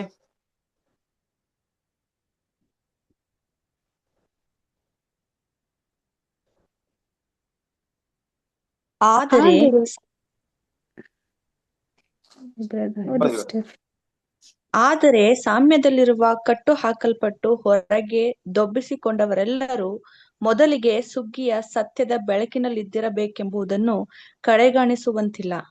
ಆದ ಕಾರಣ ಅವರ ಜವಾಬ್ದಾರಿ ಮತ್ತು ದಂಡ ಇವುಗಳು ಅಂತಹ ದಯೆಯನ್ನು ಎಂದೂ ಹೊಂದದವರಿಗಿಂತ ಹೆಚ್ಚಾಗಿದೆ. ಹೆಸರು ಮಾತ್ರದ ಸಭೆಯಲ್ಲಿ ಸಾವಿರಾರು ಜನರು ಅವರಲ್ಲಿರುವ ಪ್ರಖ್ಯಾತ ನಾಯಕರುಗಳನ್ನು ಅನುಸರಿಸುತ್ತಾರೆ. ಅಮೂಲ್ಯ ರಕ್ತದ ಪರಿಣಾಮಕತ್ವ ಶಕ್ತಿಯನ್ನು ಪಾಪಿಗಳಿಗಾಗಿ ತೆತ್ತ ಈಡುಬಲಿಯ ಬೆಲೆಯನ್ನು ಅವರ ಬೋಧನೆಗಳನ್ನು ನಿರಾಕರಿಸುವರು ಎಂಬುದು ಸಂಶಯಾತೀತ. ಅವರುಗಳು ಪೂರ್ಣ ಪ್ರಮಾಣದ ಹಂತದ ಲೆಕ್ಕಕ್ಕೆ ಎಣಿಸಲ್ಪಡುವುದಿಲ್ಲ, ಯಾಕೆಂದರೆ ಅವರುಗಳು ಸಾಕಷ್ಟು ಮಟ್ಟಿಗೆ ಆ ಬಗ್ಗೆ ಜ್ಞಾನೋದಯ ಹೊಂದಿಕೊಂಡಿಲ್ಲ ಎಂಬುದೇ. ಓಕೆ, ಕ್ರಿಸ್ತನ ಪ್ರೀತಿಯ ಸಹೋದರರೇ, ನೋಡ್ರಿ, ಮುಖ್ಯವಾಗಿ ಈ ಸಾಮ್ಯದಲ್ಲಿ ಬರುವಂತ ಒಂದು ಕಟ್ಟಿ ಹಾಕಲ್ಪಡುವಂತ ವರ್ಗದವರು ಯಾರಪ್ಪ ಅಂದ್ರೆ, ಅವರು ಖಂಡಿತವಾಗ್ಲೂ ಈ ಸತ್ಯದ ಒಂದು ಶ್ರೇಷ್ಠತೆಯ ಭಾಗವನ್ನು ತಿಳ್ಕೊಂಡಿರೋರು ಖಂಡಿತವಾಗ್ಲೂ ಆಗಿರ್ತಾರೆ. ಯಾಕಂದ್ರೆ ಈ ಬೆಳಕಿನ ಒಂದು ವಿಷಯವನ್ನ ಸರಿಯಾಗಿ ಅರ್ಥ ಮಾಡ್ಕೊಂಡಿರೋರಾಗಿರ್ತಾರೆ. ಆ ರೀತಿ ಬೆಳಕನ್ನ ಅರ್ಥ ಮಾಡ್ಕೊಂಡಿರೋರು ಹೇಗಿರ್ತಾರೆ ಅಂದ್ರೆ, ಬೆಳಕಿಗೂ ಮತ್ತು ಕತ್ತಲೆಗಿರುವಂತ ಡಿಫ್ರೆನ್ಸ್ ಏನಂತ ತುಂಬಾ ಸ್ಪಷ್ಟವಾಗಿ ಅವ್ರಿಗೆ ಗೊತ್ತಿರುತ್ತೆ. ಆ ರೀತಿ ಗೊತ್ತಿರೋರು, ಈ ಬೆಳಕಿಗೆ ಮತ್ತು ಸತ್ಯಕ್ಕೆ ಡಿಫ್ರೆಂಟ್ ಗೊತ್ತಿರೋರು ಖಂಡಿತವಾಗ್ಲೂ ಕತ್ತಲೆಗಿಂತ ಬೆಳಕನ್ನೇ ಪ್ರೀತಿ ಮಾಡ್ಬೇಕಾಗಿದೆ. ಆದ್ರೆ ಕೆಲವೊಂದು ಟೈಮಲ್ಲಿ ಈ ಬೆಳಕಿಗಿಂತ ಕತ್ತಲೆನ ಪ್ರೀತಿ ಮಾಡೋರಾಗಿದ್ರೆ ಅಲ್ವಾ? ನೋಡಿ, ಈ ಕತ್ತಲೆಗಿಂತ ಅವ್ರು ಬೆಳಕನ್ನೇ ಪ್ರೀತಿ ಮಾಡ್ಬೇಕು, ಬಟ್ ಬೆಳಕಿಗಿಂತ ಕತ್ತಲೆನೇ ಹೆಚ್ಚಾಗಿ ಪ್ರೀತಿ ಮಾಡ್ತಾರೆ ಅಂದ್ರೆ ಏನರ್ಥ? ಈ ಲೋಕದ ಜ್ಞಾನವು ದೇವರ ದೃಷ್ಟಿಯಲ್ಲಿ ಹುಚ್ಚು ಮಾತಾಗಿದೆ. ಅಲ್ಲಿಂದ ದೇವರ ಜ್ಞಾನವನ್ನ ಹುಡುಕಿ ಬಂದವರು ಆ ಜ್ಞಾನವನ್ನ ಒಂದು ಶ್ರೇಷ್ಠತೆಯನ್ನ ಅಪ್ರಿಸಿಯೇಷನ್ ಮಾಡಿದವಂತ, ಅಂದ್ರೆ ನಾವು ಅದನ್ನ ಪ್ರಶಂಸೆ ಮಾಡಿದವರು.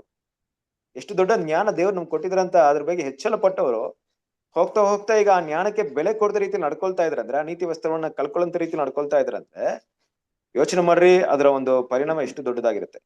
ಖಂಡಿತವಾಗ್ಲೂ ಇವರಿಗೆ ಇರುವಂತ ಒಂದು ಪನಿಷ್ಮೆಂಟ್ ಇರ್ಬೋದು, ಇವರಿಗಿಂತ ಶಿಕ್ಷೆ ಇರ್ಬೋದು, ಈ ಲೋಕದಲ್ಲಿ ಪಾಪಿಗಳಿಗಿಂತ ಹೆಚ್ಚಾಗಿರುತ್ತೆ ಅನ್ನೋದನ್ನ ಮರಿಬಾರ್ದು. ಯಾಕಂದ್ರೆ ಲೋಕದ ಜನರ ಮಟ್ಟಿಗೆ ಅವರು ಇನ್ನೂ ದೇವರ ಸತ್ಯವನ್ನ ಆಳ್ತಿಲ್ಲ, ಅವ್ರು ಇನ್ನೂ ಕತ್ಲೆಯಲ್ಲೇ ಇದ್ದಾರೆ, ಈ ಬೆಳಕನ್ನ ನೋಡ್ಲೇ ಇಲ್ಲ. ಆದ್ರಿಂದ ನಮಗೆ ಇವರು ಅನ್ನೋಕ್ಕಿಂತ ಹೆಚ್ಚಾಗಿ ನಮಗೆ ಕೊಡಲ್ಪಟ್ಟಿರುವಂತ ಜವಾಬ್ದಾರಿ ತುಂಬಾ ದೊಡ್ಡದು, ನಮಗೆ ಕೊಟ್ಟಿರುವಂತ ರೆಸ್ಪಾನ್ಸಿಬಿಲಿಟಿ ತುಂಬಾ ದೊಡ್ಡದು, ನಮಗೆ ಕೊಟ್ಟಿರುವಂತ ಬೆಳಕು ತುಂಬಾ ದೊಡ್ಡದು. ಅದಕ್ಕೆ ನಾವು ದೇವರ ಹತ್ರ ನಾವು ರೆಸ್ಪಾನ್ಸಿಬಿಲಿಟಿ ಆಗಿದ್ವಿ, ನಾವು ಜವಾಬ್ದಾರಿ ಉಳ್ಳವರಾಗಿದ್ದೇವೆ. ಅದಕ್ಕೆ ನಾವು ಏನಾದ್ರು ಕಾರಣ ಕೊಡ್ಬೇಕು ಅಲ್ವಾ? ನಾವು ಈ ರೀತಿ ಮಾಡೋದ್ರಿಂದ ದೇವ್ರು ಕೊಡುವಂತ ಈ ದೊಡ್ಡ ಕರೆ ಇರ್ಬೋದು, ತನ್ನ ಕುಮಾರನ ಅಮೂಲ್ಯವಾದ ರಕ್ತ ಇರ್ಬೋದು, ಪ್ರತಿಯೊಂದನ್ನು ಕೂಡ ಹಲ್ಲೆಗಳಿವರಾಗಿ ಕಾಣಿಸ್ಕೊಳ್ಪಡೋದು ದೇವರ ದೃಷ್ಟಿಯಲ್ಲಿ ತುಂಬಾ ಕೆಟ್ಟದಾಗಿತ್ತು. ಅಂತ ಒಂದು ವಿಷಯ ಮುಖ್ಯವಾಗಿ ನಾವು ಏನನ್ನ ರಿಜೆಕ್ಟ್ ಮಾಡ್ತೀವಿ ಅಂದ್ರೆ, ಈಡು ಬಲಿನ ರಿಜೆಕ್ಟ್ ಮಾಡ್ತೀವಿ. ಈ ಈಡು ಬಲಿ ರಿಜೆಕ್ಟ್ ಮಾಡಕ್ಕೆ ಮುಖ್ಯವಾದಂತ ಒಂದು ಕಾರಣವೇನಪ್ಪ ಅಂದ್ರೆ, ತುಂಬಾ ಜನರು ದೇವ್ರನ್ನ ಹಿಂಬಾಲಿಸೋಕ್ಕಿಂತ ಈ ಲೋಕದಲ್ಲಿರುವಂತ ಮನುಷ್ಯರನ್ನ ಹಿಂಬಾಲಿಸೋದು ತುಂಬಾ ಜಾಸ್ತಿ. ಮ್ಯಾನ್ ಫಾಲೋವರ್ಸ್ ಆಗಿರ್ತಾರೆ. ತಮ್ಮನ್ನ ಸತ್ಯ ಕರ್ಕೊಂಬಂದವ್ರು ಹೇಳಿದಂತ ಮಾತನ್ನ ಚಾಚಿ ತಪ್ಪದೆ ಕೇಳ್ಕೊಂಡು ಹೋಗ್ತಾರೆ. ಒಂದ್ ವೇಳೆ ಸತ್ಯಕ್ಕೆ ವಿರುದ್ಧವಾಗಿದ್ರು ಕೇಳೋದು ತುಂಬಾ ತಪ್ಪಾಗುತ್ತೆ. ಆ ರೀತಿ ದೇವರ ಮಕ್ಕಳು ಯಾವಾಗ್ಲೂ ಕೂಡ ಒಂದು ಹಂತದಲ್ಲಿ ನಾವು ಬೆಳೆದ ಮೇಲೆ ದೇವ್ರು ಯಾವ ರೀತಿ ನಮ್ಮನ್ನ ನೋಡ್ತಾ ಇದ್ರ ಅಂದ್ರೆ, ಒಂದು ಯೌವನಸ್ಥರಾಗಿ ನೋಡ್ತಾ ಇದ್ದಾರೆ. ಸತ್ಯದಲ್ಲಿ ಯೌವನಸ್ಥರಾಗಿ ಸ್ವ ನಿರ್ಧಾರನ ತಗೊಳ್ಳುವಂತ ವ್ಯಕ್ತಿಗಳಾಗಿ ನಾವು ಇರ್ಬೇಕು. ನಾವು ತಗೊಳ್ಳುವಂತ ನಿರ್ಧಾರ ದೇವರ ಆಲೋಚನೆಗೆ, ದೇವರ ಸತ್ಯಕ್ಕೆ ಅನುಗುಣವಾಗಿರ್ಬೇಕು. ಬದಲಾಗಿ ಯಾವಾಗ ಮನುಷ್ಯರನ್ನ ಹಿಂಬಾಲಿಸ್ತೀವೋ, ಇವತ್ತಿನವರೆಗೂ ನಾನು ನಿಮ್ಗೆ ಒಳ್ಳೆ ವಾಕ್ಯನ ಹೇಳ್ಕೊಡ್ತಾ ಇದ್ದೀನಪ್ಪ, ನೀವು ಗಮನಿಸ್ತಾ ಇರ್ಬೋದು. ನಾಳೆ ದಿವಸ ನಾನು ವಾಕ್ಯವನ್ನ ಬದಲಾವಣೆ ಮಾಡ್ತೀನಿ, ಡಾಕ್ಟ್ರಿನ ಚೇಂಜ್ ಮಾಡ್ತೀನಿ. ಚೇಂಜ್ ಮಾಡಿದ ತಕ್ಷಣ ಇವರು ಚೇಂಜ್ ಮಾಡ್ಬಿಟ್ರಂತ ಹೇಳಂಗಿಲ್ಲ ನೀವು. ಬದಲಾಗಿ ಅದು ಚೇಂಜ್ ಮಾಡಿದಾರಂತ ಪರಿಶೀಲನೆ ಮಾಡ್ಬೇಕು, ಕಂಡಿಡಿಬೇಕು. ಎಲ್ಲಿ ಚೇಂಜ್ ಮಾಡಿದೀನಿ, ಎಲ್ಲಿ ದೇವ್ರಿಗೆ ವಿರುದ್ಧವಾಗಿ ಕೆಲಸಗಳು ಮಾಡ್ತಿದೀನಿ ಅದನ್ನ ನೋಡ್ಬೇಕು. ಗುಣಗಳಿರ್ಬಹುದು, ಡಾಕ್ಟ್ರಿನ್ಸ್ ಇರ್ಬೋದು. ಆ ರೀತಿ ನೋಡಿ ಅಂತ ವಿಷಯಗಳನ್ನ ನಾವು ದೂರವಾಗಿರ್ಬೇಕು. ಇಲ್ಲವೇ ಒಬ್ರು ಏನ್ ಹೇಳಿದ್ರು ಕೇಳ್ಕೊಂಡು ಹೋಗ್ತೀನಿ ಅಂದ್ರೆ ನಾವು ಮನುಷ್ಯನ ಫಾಲೋ ಮಾಡೋರಾಗಿರ್ತೀವಿ. ದೇವ್ರ ಮಕ್ಕಳು ಇದನ್ನ ತುಂಬಾ ಕೇರ್ಫುಲ್ ಆಗಿ ನಾವು ಮಾಡುವಂತರಾಗಿರ್ಬೇಕು ಅಲ್ವೇ? ಇಲ್ಲದಿದ್ರೆ ಕ್ರಿಸ್ತನ ಪ್ರೀತಿಯ ಸಹೋದರರೇ, ದೇವರು ಈ ಒಂದು ವಿಷಯವನ್ನ ಯಾವ ರೀತಿ ಪರಿಗಣಿಸ್ತಾರಂದ್ರೆ, ಲೋಕದ ಜನರಿಗಿರುವಂತ ಜ್ಞಾನ ಅದು ಏನು ಇಲ್ಲ, ನಮಗೆ ಸಿಕ್ಕಿದ ಜ್ಞಾನ ಅವರಿಗಿಂತ ತುಂಬಾ ದೊಡ್ಡದು. ಆದ್ರೆ ಆ ಜ್ಞಾನವನ್ನ ಕಲ್ಕೊಂಡು ಮತ್ತೆ ಲೋಕದ ಜ್ಞಾನವನ್ನ ಇಷ್ಟಪಡ್ತೀವಿ ಅಂದ್ರೆ ಅವರಿಗಿಂತ ತುಂಬಾ ಕೆಟ್ಟವರಾಗಿ ನಾವಿಲ್ಲಿ ಮಾರ್ಪಡ್ತೀವಿ ಅಂತ ವಿಷಯವನ್ನ ನಾವು ನೋಡ್ಬೋದು. ಅದಕ್ಕೆ ಕೆಲವೊಂದು ಪ್ರಶ್ನೆ ಇದೆ, ಆ ಪ್ರಶ್ನವನ್ನ ಇಲ್ಲಿ ಓದಿ ಉತ್ತರವನ್ನ ಓದೋಣ. ಓದ್ರಿ.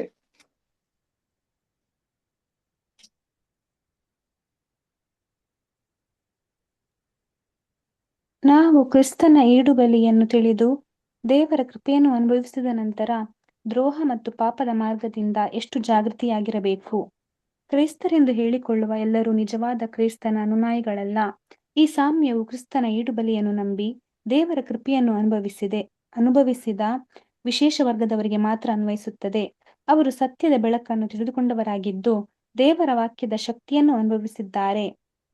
ಆದ್ದರಿಂದ ಸತ್ಯವನ್ನು ತಿಳಿದು ನಂತರ ದ್ರೋಹ, ಅನ್ಯಾಯ ಮತ್ತು ಪಾಪದ ಮಾರ್ಗಕ್ಕೆ ಹೋಗುವುದರ ವಿರುದ್ಧ ಅವರು ಅತ್ಯಂತ ಎಚ್ಚರಿಕೆಯಿಂದಿರಬೇಕು ಎಂದು ಈ ಭಾಗವು ಎಚ್ಚರಿಸುತ್ತದೆ. ಇಲ್ಲವೇ ಕ್ರಿಸ್ತನ ಪ್ರೀತಿಯ ನೋಡಿ, ಕರ್ತನಾದ ಯೇಸು ಕ್ರಿಸ್ತನ ಈಡುಬಲಿ ಅನ್ನೋದು ಇಡೀ ಲೋಕಕ್ಕೆ ಅನ್ವಯವಾಗುತ್ತೆ ಅಂತ ನಮಗ್ ಗೊತ್ತು. ಆದ್ರೆ ಲೋಕಕ್ಕೆ ಅನ್ವಯವಾಗುತ್ತೆ ಅಂತ ನಮ್ಗೆ ಗೊತ್ತಿದ್ರು ಲೋಕಕ್ಕೆ ಅದ್ರ ಬಗ್ಗೆ ಯಾವುದೇ ನಾಲೆಜ್ ಇಲ್ಲ. ಹಾಗಂತ ಲೋಕಕ್ಕೆ ಅನ್ವಯವಾಗೋದಿಲ್ವಾ ಅಂದ್ರೆ ಖಂಡಿತ ಅನ್ವಯವಾಗುತ್ತೆ. ಅವ್ರಿಗೇನು ಗೊತ್ತಿಲ್ಲದೆ ಇದ್ರು ಆ ಈಡುಬಲಿ ಅವರಿಗೆ ಅಪ್ಲಿಕೇಬಲ್ ಇದೆ. 1000 ವರ್ಷ ಅಲ್ವಿಕ್ಲೆ ಪುನರುತ್ಥಾನ ಬರ್ತಿದೆ ಅಂದ್ರೆ ಎಲ್ರಿಗೂ ಕೂಡ ಆ ಈಡುಬಲಿ ಅಪ್ಲಿಕೇಬಲ್ ಇದೆ. ಆದ್ರೆ ಅದರ ಸತ್ಯ ನಿಜವಾಗ್ಲೂ ತಿಳಿದಿರೋದು ಯಾರಿಗೆ? ನಮಗೆ. ಆದ್ರೆ ಆ ಈಡುಬಲಿಯಲ್ಲಿ ಪ್ರಮುಖವಾದಂತ ಭಾಗ ನಮಗಿದೆ. ಪ್ರಮುಖವಾದಂತ ಯೇಸು ಕ್ರಿಸ್ತನ ತ್ಯಾಗ ನಮಗೋಸ್ಕರವೇ ಇದೆ. ಯೇಸು ಕ್ರಿಸ್ತನ ಅನುಭವಿಸಿದಂತಹ ಕಷ್ಟ ಶ್ರಮೆಗಳಲ್ಲಿ, ಬಾಧೆಗಳಲ್ಲಿ, ಸಂಕಟಗಳಲ್ಲಿ ಅದರ ಅಧಿಕವಾದಂತ ಭಾಗ ಯಾರಿಗೋಸ್ಕರ ಮೀಸಲಿಡಲ್ಪಟ್ಟಿತ್ತು, ಯಾರಿಗೋಸ್ಕರ ಅನುಭವಿಸಲ್ಪಟ್ಟರು ಅಂತ ನೋಡ್ಬೇಕಾದ್ರೆ ದೇವರ ಮಕ್ಕಳಾದ ಈ ಒಂದು 2000 ವರ್ಷಗಳಲ್ಲಿ ಸುವಾರ್ಥ ಯುಗದಲ್ಲಿ ಹೋಗುವಂತ ಸಭೆಗೋಸ್ಕರವೇ ಅಂತ ನಾವು ಅರ್ಥ ಮಾಡ್ಕೊಬೇಕು. ಅಂತ ಒಂದು ರೀತಿಯಲ್ಲಿ ದೇವರ ಮಕ್ಕಳು ಆ ಒಂದು ಈಡುಬಲಿಯನ್ನ ನಂಬಿ ದೇವರ ಕೃಪೆಯನ್ನ ಅನುಭವಿಸಿ ಆ ಈಡುಬಲಿ ಮೂಲಕವೇ ಒಂದು ವಿಶೇಷ ಸ್ಥಾನಮಾನವನ್ನ ಗಳಿಸ್ಕೊಳ್ಳುವಂತ ಅವಕಾಶವನ್ನ ದೇವರಿಂದ ಪಡ್ಕೊಂಡಿದೀವಿ. ಆದ್ರೆ ಒಂದು ದಿನ ನಾವು ಆ ಸತ್ಯಕ್ಕೆ ವಿರುದ್ಧವಾಗಿ ಕೆಲಸಗಳನ್ನ ಮಾಡೋದಾಗಿದ್ರೆ, ಇಲ್ಲವೇ ದೇವರಿಗೆ ಅನ್ಯಾಯಗಳನ್ನ, ದ್ರೋಹಗಳನ್ನ ಮಾಡುವಂತ ಒಂದು ಕೆಲಸಗಳನ್ನ ನಾವು ಬೆಳೆಸ್ಕೊಂಡಿದ್ದಾಗಿದ್ರೆ ಇಲ್ವಾ, ಸೊ ದೇವರ ದೃಷ್ಟಿಯಲ್ಲಿ ಅದು ಎಷ್ಟರ ಮಟ್ಟಿಗಿರುತ್ತೆ. ಅದಕ್ಕೆ ವಾಕ್ಯ ನೋಡ್ಬೇಕಾದ್ರೆ ಇಬ್ರಿಯದಲ್ಲಿ ಬರುತ್ತಲ್ವಾ, ಇಬ್ರಿಯದವರಿಗೆ 10ನೇ ಅಧ್ಯಾಯ 26ರಿಂದ 31ವರೆಗೂ ಹೋದ್ರಿ. ಇಬ್ರಿಯದವರಿಗೆ 10ನೇ ಅಧ್ಯಾಯ 26ರಿಂದ 31. ಯಾಕೆಂದರೆ ಸತ್ಯದ ಪರಿಜ್ಞಾನವನ್ನು ನಾವು ಹೊಂದಿದ ಮೇಲೆ ಬೇಕೆಂದು ಪಾಪ ಮಾಡಿದರೆ ಪಾಪ ಪರಿಹಾರಕ್ಕಾಗಿ ಯಜ್ಞವೂ ಇರುವುದಿಲ್ಲ. ಅತ್ಯಂತ ಭಯದಿಂದ ಎದುರು ನೋಡತಕ್ಕ ನ್ಯಾಯ ತೀರ್ಪು, ದೇವರ ವಿರೋಧಿಗಳನ್ನು ದಹಿಸುವ ತೀಕ್ಷ್ಣವಾದ ಅಗ್ನಿಯೂ ಇವೇ ನಮ್ಮ ಮುಂದೆ ಇರುವವು. ಮೋಶೆಯ ವಿಧಿಗಳನ್ನು ಅಸಡ್ಡೆ ಮಾಡಿದವನಿಗೆ 2 ಇಲ್ಲವೇ 3 ಸಾಕ್ಷಿಗಳ ಮಾತಿನ ಮೇಲೆ ಕನಿಕರವಿಲ್ಲದೆ ಮರಣದಂಡನೆ ಆಗುತ್ತದಷ್ಟೆ. ಯಾವನು ದೇವಕುಮಾರನನ್ನು ತುಳಿದು ಒಡಂಬಡಿಕೆಯನ್ನು ಸ್ಥಿರಪಡಿಸಿದಂಥ, ತನ್ನನ್ನು ಪವಿತ್ರ ಮಾಡಿದಂಥ ರಕ್ತವನ್ನು ಅಶುದ್ಧವೆಂದೆಣಿಸಿ ದೇವರ ಕೃಪಾವರವಾಗಿರುವ ಆತ್ಮವನ್ನು ತಿರಸ್ಕಾರ ಮಾಡಿದ್ದಾನೋ, ಅವನು ಇನ್ನು ಎಷ್ಟೋ ಕ್ರೂರವಾದ ದಂಡನೆಗೆ ಪಾತ್ರನಾಗಬೇಕೆಂಬುದನ್ನು ಯೋಚಿಸಿರಿ. ನೋಡಿದ್ರಾ? ಸೊ ವಾಕ್ಯ ನಮ್ಗೆ ಎಷ್ಟು ಸ್ಪಷ್ಟವಾಗಿ ಹೇಳ್ತಾ ಇದೆ. 6ನೇ ಅಧ್ಯಾಯ 4ರಿಂದ 8ರವರೆಗೆ ಓದಿ. ಇಬ್ರಿಯದವರಿಗೆ 6ನೇ ಅಧ್ಯಾಯ 4ರಿಂದ 8. ಒಂದು ಸಾರಿ ಜ್ಞಾನ ಪ್ರಕಾಶದಲ್ಲಿ ಸೇರಿ ಪರಲೋಕದಿಂದಾದ ದಾನದ ಅನುಭವವನ್ನು ಹೊಂದಿ ಪವಿತ್ರಾತ್ಮ ವರದಲ್ಲಿ ಪಾಲುಗಾರರಾಗಿ ದೇವರ ವಾಕ್ಯದ ಶ್ರೇಷ್ಠತೆಯನ್ನು, ಮುಂದಣ ಯುಗದ ಮಹತ್ವವನ್ನು ಅನುಭವಿಸಿದವರು ಭ್ರಷ್ಟರಾದರೆ ಅವರಲ್ಲಿ ತಿರುಗಿ ಮಾನಸಾಂತರವನ್ನು ಹುಟ್ಟಿಸುವುದು ಅಸಾಧ್ಯ. ಯಾಕೆಂದರೆ ಅವರು ತಮ್ಮ ಪಾಲಿಗೆ ದೇವರ ಮಗನನ್ನು ಪುನಃ ಶಿಲುಬೆಗೆ ಹಾಕುವವರು, ಆತನನ್ನು ಎಲ್ಲರ ಮುಂದೆ ಅವಮಾನಪಡಿಸುವವರು ಆಗಿದ್ದಾರೆ. ಇಲ್ಲವೇ ಕ್ರಿಸ್ತನ ಪ್ರೀತಿಯ ಹೆಸರಿದೆ ನೋಡ್ರಿ. ಇಂತಹ ಒಂದು ಪರಿಸ್ಥಿತಿಗೆ ದೇವರ ಮಕ್ಕಳು ನಾವು ಈ ವಾಕ್ಯವನ್ನು ಓದ್ಬೇಕಾದ್ರೆ ಭಯ ಆಗುತ್ತಲ್ವಾ ದೇವ್ರ ಮಕ್ಕಳಿಗೆ. ನಾವೆಲ್ರಿಗೂ ಕೂಡ ದೇವರ ಸನ್ನಿಧಿಯಲ್ಲಿ ನಮ್ಮ ಪ್ರಾರ್ಥನೆ ಕೂಡ ಇರ್ಬೇಕು. ಜೀವಂತ ದೇವರನ್ನ ಬಿಟ್ಟು ಹಗಲುವಂತ ಆ ಕೆಟ್ಟ ಹೃದಯ ನಮ್ಮಲ್ಲಿ ಯಾರಿಗೂ ಕಾಣಿಸ್ಕೊಳ್ದ ರೀತಿಯಲ್ಲಿ ನಾವು ಎಲ್ರಿಗೂ ಒಬ್ರೊಬ್ರು ಕೂಡೋದ್ಬೇಕಾದ್ರೂ ಕೂಡ, ನಾವು ಸಭೆಯಾಗಿ ಕೂಡ್ಬೇಕಾದ್ರೂ ಕೂಡ ಇದನ್ನ ಗಮನಿಸ್ಬೇಕು ಅಲ್ವಾ. ನಾನು ಸಭೆಯಲ್ಲಿ ಎಷ್ಟು ದೊಡ್ಡ ಒಂದು ಪಾತ್ರ ವಹಿಸಿದ್ದೇನೆ, ಸಭೆಯಲ್ಲಿ ಎಷ್ಟು ಚೆನ್ನಾಗಿ ನಾನು ಎಲ್ಲಾ ವಿಷಯಗಳನ್ನ ಮಾಡಿದ್ದೀನಿ ಅಂತ ನನ್ನನ್ನ ನೋಡೋಕ್ಕಿಂತ ಹೆಚ್ಚಾಗಿ ಬೇರೆಯವ್ರನ್ನ ಗಮನದಲ್ಲಿಟ್ಟು ಇವ್ರು ಎಷ್ಟು ದೇವ್ರ ವಿಷಯದಲ್ಲಿ ಇನ್ವಾಲ್ವ್ಮೆಂಟ್ ತೋರಿಸ್ತಾ ಇದಾರೆ, ಆ ರೀತಿ ಕಡಿಮೆ ಇದ್ರೆ ಯಾವ ರೀತಿ ಇವ್ರು ತೋರ್ಸೋದಕ್ಕೆ ನನ್ನಿಂದ ಸಹಾಯ ಮಾಡ್ಬೋದು, ಯಾವ ರೀತಿ ನನ್ನ ಒಂದು ಪ್ರೋತ್ಸಾಹ ಅವ್ರಿಗೆ ಕೊಡ್ಬೋದು ಅನ್ನೋ ರೀತಿಯಲ್ಲಿ ದೇವ್ರ ಮಕ್ಳು ಕಾಣಿಸ್ಕೊಳ್ಬೇಕು. ಯಾಕಂದ್ರೆ ಕ್ರಿಸ್ತನ ಪ್ರೀತಿಯ ಸರಸರ ಈಗಿನ ಪರಿಸ್ಥಿತಿ ಯಾವ ರೀತಿ ಇದೆ ಅಂದ್ರೆ ಸೈತಾನನು ಕಾಯ್ತಾ ಇದ್ದಾನೆ ದೇವ್ರ ಮಕ್ಕಳನ್ನ ಹೇಗಾದ್ರೂ ಆ ಒಂದು ಕತ್ತಲೆಗೆ ನುಕ್ಕಲ್ಪಡ್ಬೇಕು ಅಂತ ಒಂದು ದೃಷ್ಟಿಕೋನದಿಂದ ಆತನ ಸತತ ಪ್ರಯತ್ನವನ್ನ ಮಾಡ್ತಾ ಇದ್ದಾನೆ ಅಂತ ನಮ್ಮೆಲ್ರಿಗೂ ಗೊತ್ತೇ ಇದೆ ಅಲ್ವಾ. ಇಂತಹ ಪರಿಸ್ಥಿತಿಯಲ್ಲಿ ನಾವು ಒಳಗಾಗದಂತೆ ನಾವು ಎಚ್ಚರಿಕೆ ವಹಿಸುವುದು ತುಂಬಾ ಮುಖ್ಯವಾದಂತ ಭಾಗವಾಗಿದೆ. ಹಾಗಾದ್ರಿಂದ ಈ ಒಂದು ಪಾಠ, ಈ ಒಂದು ಸಾಮ್ಯದಲ್ಲಿ ನಾವು ನೋಡಿದ ಪ್ರಕಾರವಾಗಿ ಆ ವಿವಾಹದ ವಸ್ತ್ರವನ್ನ ಧರಿಸ್ಕೊಳ್ದೆ ಬಂದಿರುವಂತ ಆ ವ್ಯಕ್ತಿಗಿರುವಂತ ಶಿಕ್ಷೆಯ ಒಂದು ಆತ್ಮೀಕ ಅರ್ಥಗಳನ್ನ ಇಲ್ಲಿ ಏನ್ ಮಾಡ್ತಾ ಇದಾರೆ, ಇಲ್ಲಿ ಮಾತಾಡ್ತಾ ಇದ್ದಾರೆ. ಈ ಒಂದು ಪ್ರಶ್ನೆಯನ್ನ ಓದ್ರಿ.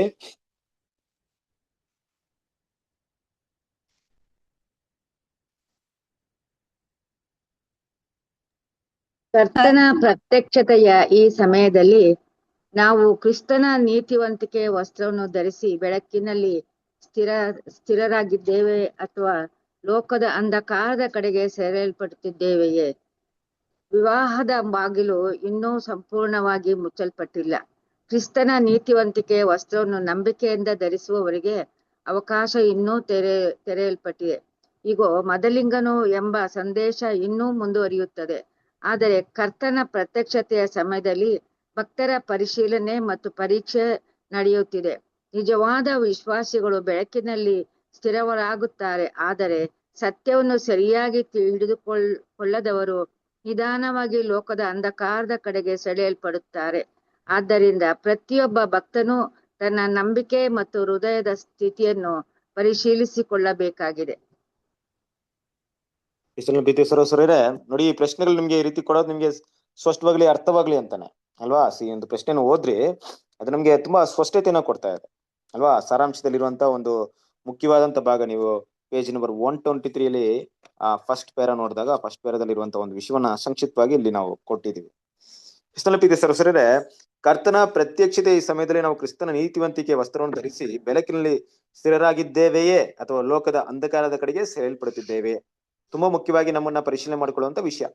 ಹೌದು, ಈ ಪರೀಕ್ಷೆ ಯಾವ ರೀತಿ ಇದೆ ಅಂದ್ರೆ ನಮಗಿನ್ನೂ ಏನಾಗಿಲ್ಲ ಅಂದ್ರೆ ನಾವು ಕರೆಯಲ್ಪಟ್ಟಿದ್ದೀವಿ, ನಮ್ಗೆ ಯಾವುದು ಕ್ಲೋಸ್ ಆಗ್ಲಿಲ್ಲ ಅಂದ್ರೆ ಆ ಬಾಗಿಲು ಕ್ಲೋಸ್ ಆಗ್ಲಿಲ್ಲ. ಇಲ್ಲಿ ಎರಡು ವಿಷಯಗಳನ್ನ ಅರ್ಥ ಮಾಡ್ಕೊಬೇಕು. ಒಂದು ಸ್ಪಷ್ಟವಾಗಿ ನಾವು ಅರ್ಥ ಮಾಡ್ಕೊಬೇಕಾಗಿರೋದು ಆ ಸಪರೇಷನ್, ಆ ವಿಂಗಡಣೆ ಅಂತ ವಿಷಯ ಬಂದಾಗ ನಾವು ಅಣಜಿಯಿಂದ ಬೇರ್ಪಟ್ಟು ಬಂದಿದ್ದೀವಿ, ಗೋಧಿಗಳಾದ್ವಿ.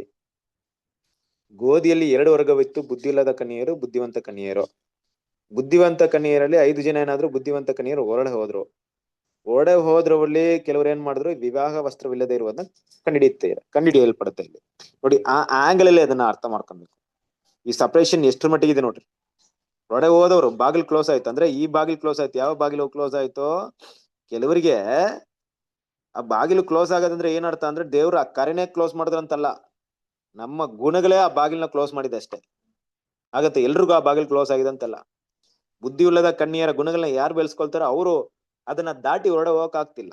ಬುದ್ಧಿ ಇಲ್ಲ ಕನ್ಯೆಯರ ಗುಣಗಳನ್ನ ಯಾರು ಬೆಳೆಸ್ಕೊಳ್ತಾರೋ ಅವ್ರಿಗೆ ಮಾತ್ರ ದಾರಿ ಇದೆ. ಆ ರೀತಿನೇ ಇವತ್ತಿರುವಂತ ವಿಷಯವನ್ನ ನಾವು ನೋಡ್ಬಹುದು ಅಲ್ವಾ. ಈಗ ಮದಲಿಂಗನು ಎಂಬ ಸಂದೇಶ ಇವತ್ತು ಕೂಡ ಮುಂದುವರಿತಾ ಇದೆ. ಅದನ್ನ ಗ್ರಹಿಸ್ಕೊಳ್ಳಿ ಯಾರೆಲ್ಲ ಸಿದ್ಧ ಮಾಡ್ತಾ ಇದ್ರೋ ಅವರು ಬುದ್ಧಿ ಇಲ್ಲ ಕನ್ಯೆಯರಾಗ್ತಾರೆ. ಅದನ್ನ ಗ್ರಹಿಸ್ಕೊಂಡ್ರು ಕೂಡ ಅದನ್ನ ಅಲಸ್ಯ ಮಾಡ್ಕೊಂಡು ಮುಂಜಾಗ್ರತೆ ಇಲ್ದೆ, ಎಣ್ಣೆ ಇಲ್ದೆ, ಪಾತ್ರೆ ಇಲ್ದೆ ಇರುವಂತ ವಿಷಯ ಏನಾಗುತ್ತಂದ್ರೆ ಅವ್ರ ಬುದ್ಧಿ ಇಲ್ಲದ ಕನ್ಯೆಯರಾಗಿ ಅವ್ರನ್ನ ಮಾಡ್ತಾರೆ. ಅದಾದ ನಂತರ ಹೊರಡೆ ಹೋದ್ಮೇಲೆ ಆ ವಿವಾಹ ವಸ್ತ್ರದ ಪರೀಕ್ಷೆ ತುಂಬಾ ಮುಖ್ಯವಾಗಿದೆ. ಯಾವ ರೀತಿ ಅಂದ್ರೆ ಆ ಬುದ್ಧಿ ಇಲ್ಲ ಕನ್ಯೆಯರು ತಮ್ಮನ್ನ ಇನ್ನೂ ಬುದ್ಧಿವಂತ ಕನ್ಯೆಯರಾಗಿ ತೋರಿಸುವಂತ ಒಂದು ಪರೀಕ್ಷೆ ಅಲ್ಲಿದೆ. ನಾನು ಕೆಲವೊಂದು ಟೈಮಲ್ಲಿ ಹೇಗಿರುತ್ತೆ ನಮ್ಗೆ ಅಂದ್ರೆ ನಾವು ಒಳ್ಳೆ ಕೆಲಸ ಮಾಡ್ತಾ ಇರ್ತೀವಿ. ನಾವು ತುಂಬಾ ಒಳ್ಳೆ ಕೆಲಸ ಮಾಡಿದಾಗ ತುಂಬಾ ಅಪ್ರಿಸಿಯೇಷನ್ ಬರುತ್ತೆ, ತುಂಬಾ ಹೊಗಳಿಕೆ ಬರುತ್ತೆ. ನಮ್ಮನ್ನ ತುಂಬಾ ಜನ ಹೊಗಳ್ಬಿಡ್ತಾರೆ, ವೆರಿ ಗುಡ್ ಬ್ರದರ್, ಏನ್ ಕೆಲಸ ಮಾಡ್ತೀರಾ, ನಿಮ್ ತರ ಯಾರು ಮಾಡಿಲ್ಲ ಅಂದ್ಬಿಟ್ಟು. ಆ ಹೊಗಳಿಕೆ ಕೇಳಿಸ್ಕೊಂಡು ನಾವು ಸೈಲೆಂಟ್ ಆಗ್ಬಿಡ್ತೀವಿ. ಅಂದ್ರೆ ಕೆಲಸ ಮುಂದುವರ್ಸಲ್ಲ, ಅಲ್ಲಿಗೆ ತೃಪ್ತಿ ಆಗ್ಬಿಡ್ತೀವಿ ನಾವು. ನನ್ನ ಇಷ್ಟೆಲ್ಲ ಹೊಗಳ್ಬಿಟ್ರಪ್ಪ ಸಾಕು, ನನ್ಗೆ ಇನ್ನೇನ್ ಬೇಕು ಬೇಡ ಅಂದ್ಬಿಟ್ಟು ಮತ್ತೆ ಮುಂದೆ ಕೆಲಸ ಮುಂದುವರೆದು ದೇವರ ಕೆಲಸ ಮಾಡಕ್ ಹೋಗಲ್ಲ. ಯಾವುದೇ ಕೆಲಸ ಇರ್ಬೋದು, ಲೋಕದಲ್ಲಿ ಕೂಡ ಇದೇ ರೀತಿ ಎಕ್ಸಾಂಪಲ್ ತಗೊಂಡ್ಬೋದು. ಆಮೇಲೆ ಆ ವಿಷಯದಲ್ಲಿ ನಾವು ಮಾಡಕ್ಕೆ ಹೋಗಲ್ಲ. ನಾವೇನ್ ತಿಳ್ಕೊಂಡ್ಬಿಡ್ತೀವಿ, ನಾ ಇದೇ ಪೊಸಿಷನ್ ಅಲ್ಲಿ ಇದನ್ನ ಕಾಪಾಡ್ಕೊಂಡ್ರೆ ಸಾಕು, ಇನ್ನೂ ಮೇಲೆ ಹೋಗ್ಬೇಕಾಗಿಲ್ಲ ಅಂತ ತಿಳ್ಕೊಂತೀವಿ. ಆದ್ರೆ ಅದೇನಾಗುತ್ತಂದ್ರೆ ನಮ್ಮನ್ನ ಕೆರಡೆ ತಗೊಂಡ್ ಬಿಟ್ಬಿಡುತ್ತೆ. ಇದೇ ರೀತಿಯಾದ ಒಂದು ವಿಷಯ. ವಿವಾಹ ವಸ್ತ್ರವನ್ನ ನನ್ಗೆ ಸಿಕ್ಬಿಟ್ಟಿದೆ, ನಾನಂತೂ ಹೊರಡೆ ಬಂದ್ಬಿಟ್ಟಿದೀನಿ, ಬಾಗಿಲು ಕ್ಲೋಸ್ ಆಯ್ತು, ಬೇರೆಯವ್ರಿಗೆ ಅವಕಾಶ ಇಲ್ಲ, ನನಗ್ ಸಿಕ್ತು ವಿವಾಹ ವಸ್ತ್ರ, ಆಯ್ತು ಬಿಡು, ಹೊರಡೆ ಬಂದ್ಮೇಲೆ ಯಾರು ನನ್ನ ನೋಡ್ತಾರೆ, ನನ್ನ ಬಟ್ಟೆನ ಬಿಚ್ಚಿಕ್ ಬಿಡು, ಆರಾಮಾಗಿರು ಅಂದ್ರೆ ಅದು ಅಪಾಯವಾದದ್ದು. ಈ ವಿವಾಹದ ವಸ್ತ್ರ, ನೀತಿ ವಸ್ತ್ರ ಕೊನೆಯ ತನಕ ದೇವ್ರ ಮಕ್ಕಳಲ್ಲಿ ಇರುವಂತದ್ದು ತುಂಬಾ ಮುಖ್ಯವಾಗಿದೆ ಅಲ್ವಾ. ಸಾಗಿರ್ಬೇಕಾದ್ರೆ ಕ್ರಿಸ್ತನ ಪ್ರಿಯ ಇವತ್ತಿನವರೆಗೂ ಈ ಬಾಗಿಲು ತೆರೆಯಲ್ಪಟ್ಟಿದೆ. ನಮ್ಗೆ ಏನಾಗ್ತಿದೆ ಅಂದ್ರೆ ನಿಜವಾಗ್ಲೂ ಆ ಬೆಳಕಿನ ಸತ್ಯ ನಮ್ಗೆ ಕೊಡಲ್ಪಡ್ತಾ ಇದೆ. ನಾವು ಅದನ್ನ ಕಂಡು ಮುಂದುವರಿಯುವಂತ ಒಂದು ಅವಕಾಶ ನಮ್ಗೆ ಸಿಗ್ತಾ ಇದೆ. ದೇವ್ರ ಏನ್ ಮಾಡ್ತಾ ಇದಾರೆ, ಇನ್ನು ಹೆಚ್ಚಾದ ಒಂದು ಜ್ಞಾನವನ್ನ ಈ ಸಮಯದಲ್ಲಿ ಕೊಡ್ತಾ ಇದ್ದಾರೆ. ಲೋಕ ಅಂಧಕಾರದಲ್ಲಿದೆ, ಆದ್ರೆ ಒಳಗಿನ ಬೆಳಕು ಅವರಿಗೆ ಗೊತ್ತಿಲ್ಲ. ನಮಗೆ ಒಳಗಿನ ಬೆಳಕು ಪ್ರಕಾಶಮಾನವಾಗಿ ಕಾಣಿಸ್ತಾ ಇದೆ. ಲೋಕ ಕತ್ತಲೆಯಲ್ಲಿದೆ. ಬರ್ತಿರುವಂತ ಅಪಾಯಗಳ ಕುರಿತು ಅವ್ರಿಗೆ ಏನೂ ಗೊತ್ತಿಲ್ಲ. ಬರ್ತಾ ಇದೆ, ಅದು ಬರ್ತಾ ಇದೆ, ಇದು ಬರ್ತಾ ಇದೆ, ಈ ಸಮಸ್ಯೆ ಆಗ್ತಿದೆ, ಅಯ್ಯೋ ಅಯ್ಯೋ ಅಂತ ಗೋಳಾಡುವಂತ ಪರಿಸ್ಥಿತಿ ಲೋಕಕ್ಕೆ ಉಂಟಾಗಿದೆ. ಕ್ರಿಸ್ತನ ಪ್ರೀತಿ ಸರಸರೇ, ಹಾಗಂತ ನಾವು ಆ ಕಷ್ಟಾನುಭವಗಳಲ್ಲಿ ಪಾಲುಗಾರಾಗದೆ ತುಂಬಾ ಸುಖವಾಗಿ ಬದುಕ್ತೀವಿ ಅಂತ ಅರ್ಥ ಅಲ್ಲ. ನಾವು ಕೂಡ ಅದೇ ಕಷ್ಟದಲ್ಲಿ ಭಾಗಿಯಾಗ್ತೀವಿ. ಆದ್ರೆ ದೇವರ ಯೋಜನೆ ನಮ್ಗೆ ಗೊತ್ತು, ದೇವರ ಸತ್ಯ ಗೊತ್ತು, ದೇವರ ವಾಗ್ದಾನ ನಮ್ಗೆ ಗೊತ್ತು. ಆದ್ರಿಂದ ನಾವು ನಂಬಿಕೆಗೆಟ್ಟು ಹೋಗೋದಿಲ್ಲ, ದೃಢವಾಗಿರ್ತೀವಿ. ಅಂತಹ ಒಂದು ಗುಣಗಳನ್ನ ತೋರಿಸುವಂತ ಒಂದು ಪರೀಕ್ಷೆ ಅದು ಅಂತ್ಯ ಭಾಗದಲ್ಲೇ ಇರುತ್ತೆ ಅಲ್ವಾ. ಇನ್ನೇನು ಕೆಲವೊಂದೇ ಕ್ಷಣದಲ್ಲಿ ನಾನು ಆ ನೀತಿ ವಸ್ತ್ರನ ಹಾಕಿ ಕಸೂತಿ ಕೆಲಸವನ್ನ ಮಾಡಿ ಮೊದಲಿಂಗನ ಜೊತೆ ಹೋಗ್ಬೇಕಂತ ಸನ್ನಿವೇಶದಲ್ಲಿ ಅದೇ ನೀತಿ ವಸ್ತ್ರನ ನಾನು ಕಳ್ಕೊಂಡ್ಬಿಡ್ತೀನಿ ಅಂದ್ರೆ ಅದು ಅಂತ್ಯ ಸಮಯದಲ್ಲಿ ಇರುವಂತಹ ಒಂದು ದೊಡ್ಡ ಪರೀಕ್ಷೆಯನ್ನ ಇಲ್ಲಿ ತೋರಿಸ್ಕೊಡ್ತಾ ಇದೆ. ಇಷ್ಟೆಲ್ಲ ಪಿತೇಶ್ವರ ಸರೋವರು. ಆದ್ರಿಂದ ಈ ಎಲ್ಲ ವಿಷಯಗಳನ್ನ ಮನಸ್ಸಲ್ಲಿ ಇಟ್ಕೊಂಡು ನಮಗಿರುವಂತ ಈ ಪರೀಕ್ಷೆ, ಈ ಒಂದು ಸಾಮ್ಯ ಪ್ರೆಸೆಂಟ್ ಟೈಮ್ ನಮ್ಮ ಮೇಲೆ ಇದೆ. ಇನ್ನು ಸ್ಪಷ್ಟವಾಗಿರ್ಬೇಕಾದ್ರೆ ಈ ಪಾಠ ಯಾರೋ ಒಬ್ಬರಿಗೆ ಮಾತಾಡುವಂತ ವಿಷಯವನ್ನ ನಾವು ಕೇಳ್ತಾ ಇಲ್ಲ. ಈ ಸಾಮ್ಯದ ಎಲ್ಲಾ ವಿಷಯಗಳು ಕೂಡ ಅವತ್ತು ಮಾತಾಡಿದ್ದು ನಮ್ಮ ಬಗ್ಗೆನೇ ಅನ್ನೋ ವಿಷಯನ ಇವತ್ತು ನಾವು ತಿಳ್ಕೊಬೇಕು.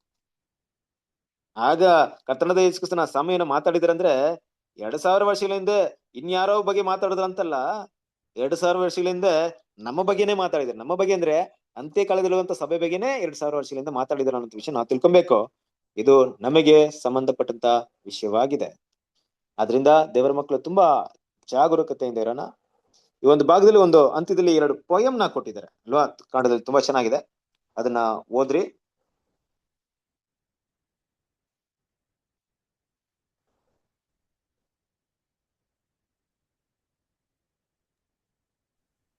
ನಿಮ್ಮ ಬುಕ್ಕಲ್ಲಿ ಇದ್ರು ಯೇಸುವಿನ ಓದ್ರಿ ಅದನ್ನ. ರಕ್ತ ಮತ್ತು ನೀತಿವಂತಿಕೆಗಿಂತ ಯಾವುದೇ ಕಡಿಮೆಯಾದಲ್ಲಿ ನನ್ನ ನಿರೀಕ್ಷೆ ಕಟ್ಟಲ್ಪಟ್ಟಿಲ್ಲ. ಸೊಗಸಾಗಿ ರಚನೆಗೊಂಡಿರುವವರಲ್ಲಿ ನಾನು ನಂಬಿಕೆ ಇಡಲು ಧೈರ್ಯ ಪಡಲಾರೆ. ಆದರೆ ಸಂಪೂರ್ಣವಾಗಿ ಯೇಸುವಿನ ಹೆಸರಿನ ಮೇಲೆ ಆತುಕೊಳ್ಳುವೆ. ಕ್ರಿಸ್ತನೆಂಬ ಬಲವಾದ ಬಂಡೆಯ ಮೇಲೆ ನಾನು ನಿಂತಿರುವೆ. ಉಳಿದೆಲ್ಲ ನೆಲವು ಮುಳುಗುವ ಮರಳು ಮತ್ತು ಅಂಥವರು ಹಿಗ್ಗುತ್ತಾ ಹೀಗೆ ಆಡಬಹುದು. ನನ್ನ ನೋಡ್ರಿ ನನ್ನ ಸಮಾಧಾನದ ಪ್ರಭು ಈಗ ಪ್ರತ್ಯಕ್ಷನಿದ್ದಾನೆ. ಆತನ ಮುಖ ಪ್ರಕಾಶವು ನನ್ನ ಮೇಲಿದೆ. ಪ್ರಿಯರೇ, ಆಲಿಸಿರಿ. ಆತನು ನುಡಿಯುತ್ತಾನೆ, ನನ್ನಲ್ಲಿರುವ ಶಾಂತಿಯನ್ನು ನಿನಗೆ ಕೊಡುತ್ತೇನೆ. ಶಿಲುಬೆಯ ನನ್ನ ಪಾಪಗಳನ್ನೆಲ್ಲ ಮುಚ್ಚುತ್ತದೆ. ಗತಕಾಲದೆಲ್ಲವೂ ಆತನ ರಕ್ತದಡಿಯಲ್ಲಿದೆ. ನಾನು ಎಲ್ಲದಕ್ಕೂ ಯೇಸುವಿನಲ್ಲಿ ಭರವಸವಿಡುವೆನು. ನನ್ನ ಚಿತ್ತವು ದೇವರ ಚಿತ್ತವೇ. ಅಲ್ವಾ. ಕ್ರಿಸ್ತನ ಪ್ರಿಯ ಎಂಥ ಒಂದು ಸುಂದರವಾದಂತ ಒಂದು ಬರಹ, ಒಂದು ಪದ್ಯ ಇದು. ಆ ಪೊಯಂ ನೋಡ್ರಿ ಎಷ್ಟು ಚೆನ್ನಾಗಿದೆ ಅಲ್ವಾ. ಯೇಸುವಿನ ರಕ್ತ ಮತ್ತು ನೀತಿವಂತಿಗಿಂತ ಯಾವುದೇ ಕಡಿಮೆ ದರದಲ್ಲಿ ನನ್ನ ನಿರೀಕ್ಷೆ ಕಟ್ಟಲ್ಪಟ್ಟಿಲ್ಲ ಅಂತ ಹೇಳ್ತಾ ಇದ್ದಾರೆ.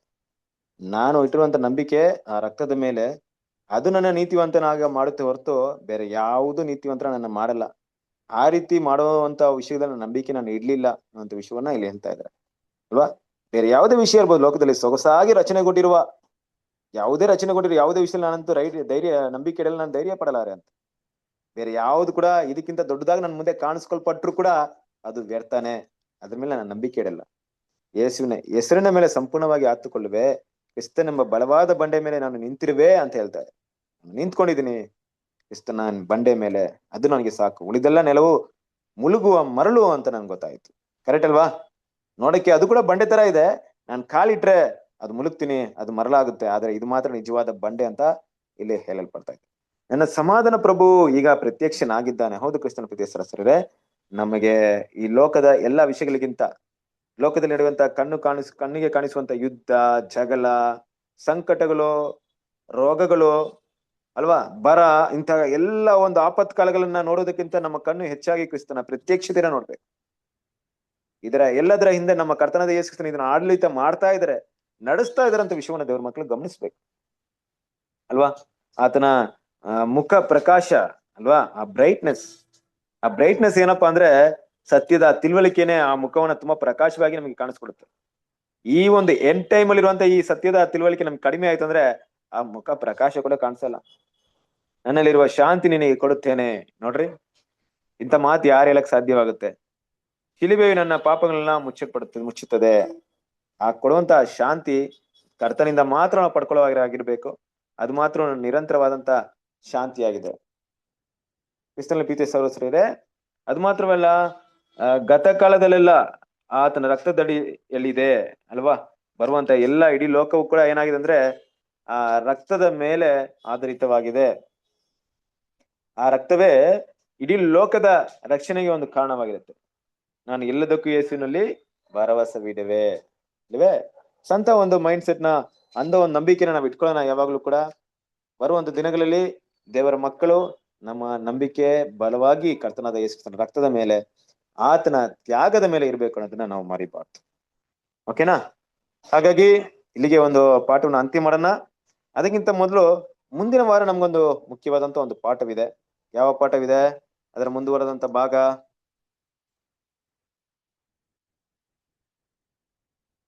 ಉನ್ನತ ಕರೆಯ ಅಂತ್ಯವು ಮುಚ್ಚುವಂತ ಬಾಗಿಲಲ್ಲ ಅಲ್ವಾ. ಕ್ರಿಸ್ತನ ಪ್ರೀತಿಯ ಸಹೋದರರೇ, ಉನ್ನತ ಕರೆಯ ಅಂತ್ಯವು ಮುಚ್ಚುವಂತ ಬಾಗಿಲಲ್ಲ. The end of the high calling is not the closing of the door ಅಂತ ಇದೆ. ಕೆಲವದಕ್ಕೆ ತುಂಬಾ ಕಷ್ಟ, ತುಂಬಾ ಭಯಂಕರ ಅನಿಸ್ತಾ ಇತ್ತು ಆ ಟಾಪಿಕ್. ಆದ್ರೆ ಒಂದ್ಸರಿ ಓದ್ರಿ, ನಿಮ್ಗೆ ತುಂಬಾ ಪ್ರಯೋಜನವಾಗುತ್ತೆ. ಸ್ಟಡಿ ಮಾಡ್ರಿ, ಯೂಸ್ಫುಲ್ ಆಗುತ್ತೆ. ಅದರಲ್ಲಿ ಕೆಲವೊಂದು ಪ್ರಶ್ನೆಗಳನ್ನ ಹಾಕಿದ್ದೀನಿ. ಆ ಪ್ರಶ್ನೆಗಳ ಕುರಿತು ಉಳಿದ ಬರುವಂತ ವಾರದಲ್ಲಿ ನಾವು ನೋಡೋಣ. ಆ ಪ್ರಶ್ನೆ ನಿಮ್ಗೆ ಓದಕ್ಕೆ ಕಾಣಿಸ್ತಾ ಇದೆಯಾ?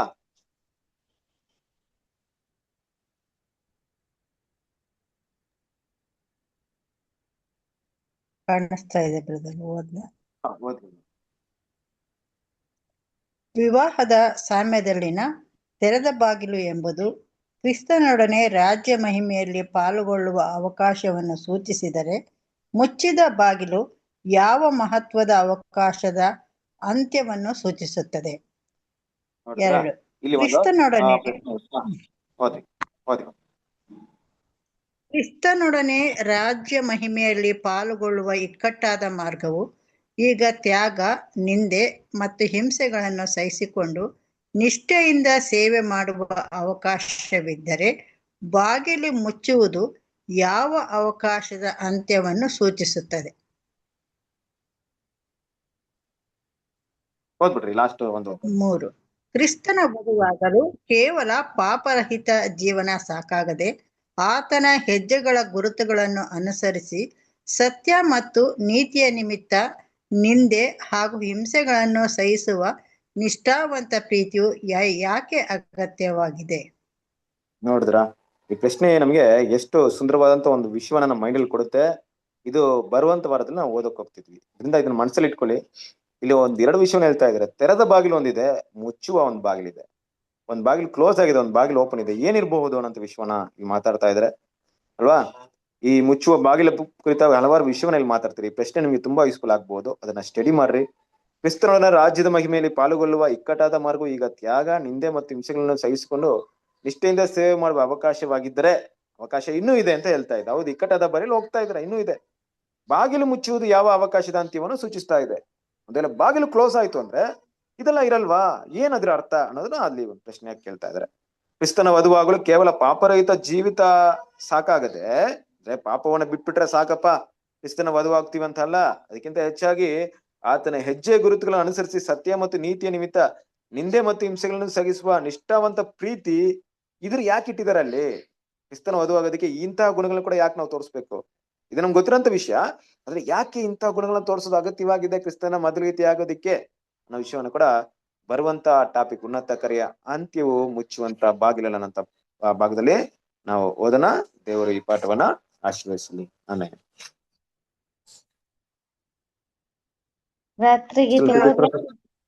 ಹಾ ಹೇಳಿ ತಂಗಿ.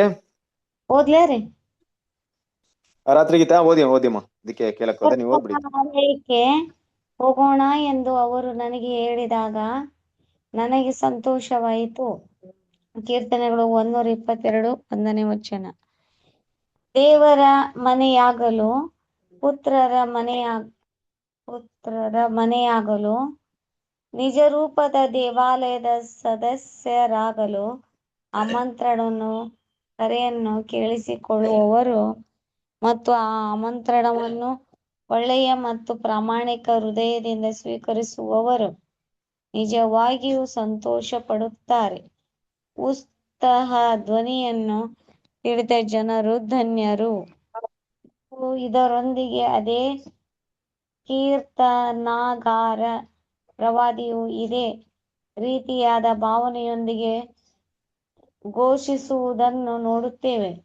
ನನ್ನ ಜೀವಮಾನವೆಲ್ಲ ಕರ್ತನ ಆಲಯದಲ್ಲಿ ವಾಸಿಸುವೆನು. ನಾವು ಶಾಶ್ವತವಾಗಿ ವಾಸಿಸಲು ನಿರೀಕ್ಷಿಸುವುದು ಈ ಲೋಕದ ಮನೆಗಳಲ್ಲಿ ಅಲ್ಲ, ಈ ಲೋಕದ ದೇವಾಲಯದಲ್ಲಿ ಅಲ್ಲ, ಆದರೆ ಆಗ ಕಟ್ಟಲ್ಪಡುತ್ತಿರುವ ಪರಲೋಕದ ಮನೆಯಲ್ಲಿ ಪರಲೋಕದ ಸದಸ್ಯರಾಗಿ ನಿಜವಾಗಿಯೂ ಜೀವಂತ ಕಲ್ಲುಗಳಾಗಿ ಕರ್ತನ ಮನೆಯಲ್ಲಿ ಆಲಯದಲ್ಲಿ ಎಂದೆಂದಿಗೂ ವಾಸಿಸುತ್ತೇವೆ. ಅದರಲ್ಲಿ ಅವರು ನಿರ್ದಿಷ್ಟ ಸದಸ್ಯರಾಗಿರುವುದರಿಂದ ಅವರು ಇದನ್ನು ಬಿಟ್ಟು ಹೊರಗೆ ಹೋಗುವುದು ಎಂದರೆ ಮನೆಯು ನಾಶವಾಗುತ್ತದೆಂದು ಅರ್ಥ. ಕರ್ತನು ಹೇಳುವಂತೆ ಅವರು ಕರ್ತನ ಮನೆಯಲ್ಲಿ ಸ್ತಂಭಗಳಾಗಿರುತ್ತಾರೆ ಮತ್ತು ಎಲ್ಲಾ ಜನರಿಗೆ ಈ ಕೃಪೆಯು ಮತ್ತು ಸತ್ಯದ ಸೇವಕರಾಗಿರುತ್ತಾರೆ. ಈ ವಾಕ್ಯವು 1000 ವರ್ಷದ ಯುಗದಲ್ಲಿ ಲೋಕದ ಜನರಿಗೂ ಅನ್ವಯಿಸುತ್ತದೆ. ಕರ್ತನನ್ನು ಆರಾಧಿಸಲು ಆತ್ಮಿಕ ಆಲಯವನ್ನು ಅಂದರೆ ಕ್ರಿಸ್ತನನ್ನು ಸಮೀಪಿಸಲು ಮತ್ತು ಕ್ರಿಸ್ತನ ಮೂಲಕ ತಂದೆಯನ್ನು ಸಮೀಪಿಸಲು ಎಲ್ಲ ಮಾನವ ಕುಲವನ್ನು ಆಹ್ವಾನಿಸಲಾಗುತ್ತದೆ. ಮತ್ತು ಆ ಸಂದೇಶವನ್ನು ಕೇಳುವ ಮತ್ತು ಅದನ್ನು ಪಾಲಿಸುವವರೆಲ್ಲರೂ ನಿಜವಾಗಿಯೂ ಸಂತೋಷ ಪಡುತ್ತಾರೆ. ಯೇಸುವಿನ ಜನನದ ಸಮಯದಲ್ಲಿ ದೇವದೂತರು ತಂದ ಸಂದೇಶವು ತಿಳಿಸಿದ್ದೇನೆಂದರೆ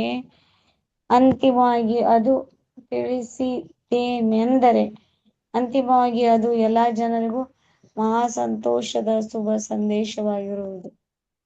ಥ್ಯಾಂಕ್ ಯು. ನಮಸ್ತೆ. ಕರ್ತನ ಆಲಯಕ್ಕೆ ಹೋಗೋಣ ಎಂದು ಅವರು ನನಗೆ ಹೇಳಿದಾಗ ನನಗೆ ಸಂತೋಷವಾಯಿತು. ಹೌದು, ಕ್ರಿಸ್ತನ ಪ್ರೀತಿಯ ಇದೆ. ಕರ್ತನ ಆಲಯ ಅಂತ ಹೇಳಿದಾಗ ಒಂದ್ ರೀತಿಯಲ್ಲಿ ಸಭೆ, ಇನ್ನೊಂದ್ ರೀತಿಯಲ್ಲಿ ನಾವೆಲ್ಲರೂ ಕೂಡ ದೇವರ ಆಲಯವಾಗಿದ್ದೀವಿ. ಆಲಯವಾಗಿ ಮಾರ್ಪಡೋದ್ರಲ್ಲಿ ನಾವು ಸಂತೋಷವಾಗಿರ್ಬೇಕು. ಇದೇ ರೀತಿಯಾಗಿ ನೋಡ್ಬೇಕಾದ್ರೆ ಒಂದು ಕಾರ್ಯ ನಮಗ್ ಬಂದಾಗ ನಾವು ಎಷ್ಟು ಸಂತೋಷವಾಗಿ ಅದನ್ನ ಸ್ವೀಕರಿಸಿದೀವಿ ಅನ್ನೋದು ತುಂಬಾ ಮುಖ್ಯವಾಗಿದೆ. ಆ ಆಲಯವಾಗುವುದಕ್ಕೆ, ದೇವಾಲಯವಾಗುವುದಕ್ಕೆ ಆಗಿರೋದ್ರಿಂದ ಇಂಥ ಒಂದು ಅವಕಾಶವನ್ನು ದೇವ್ರು ನಮ್ಗೆ ಕೊಟ್ಟಿದ್ದಾರೆ.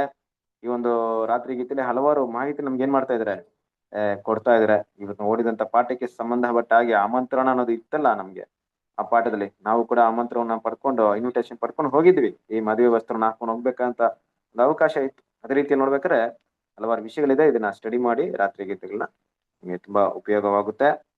ಸೊ ಹಾಗಾಗಿ ಕೊನೆಯದಾಗಿ ನಾವು ಪ್ರಾರ್ಥನೆ ಮಾಡಿ ಈ ಒಂದು ಕೂಟವನ್ನ ಅಂತ್ಯ ಮಾಡೋಣ.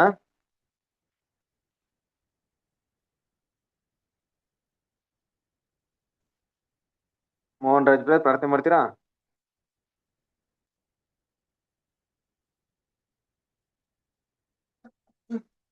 ಮೋಹನ್ ರಾಜ್ ಬ್ರದರ್ ಪ್ರಾರ್ಥನೆ ಮಾಡಕ್ ಹೋಗುತ್ತಾ?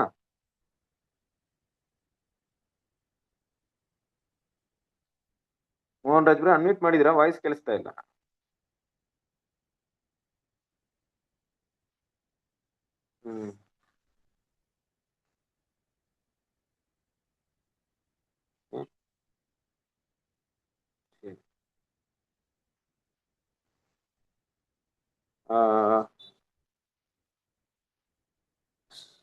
ಸಂತೋಷ್ ಬ್ರದರ್ ಇದ್ದೀರಾ? ಇದ್ದೀರಾ ಸಂತೋಷ್ ಬ್ರದರ್?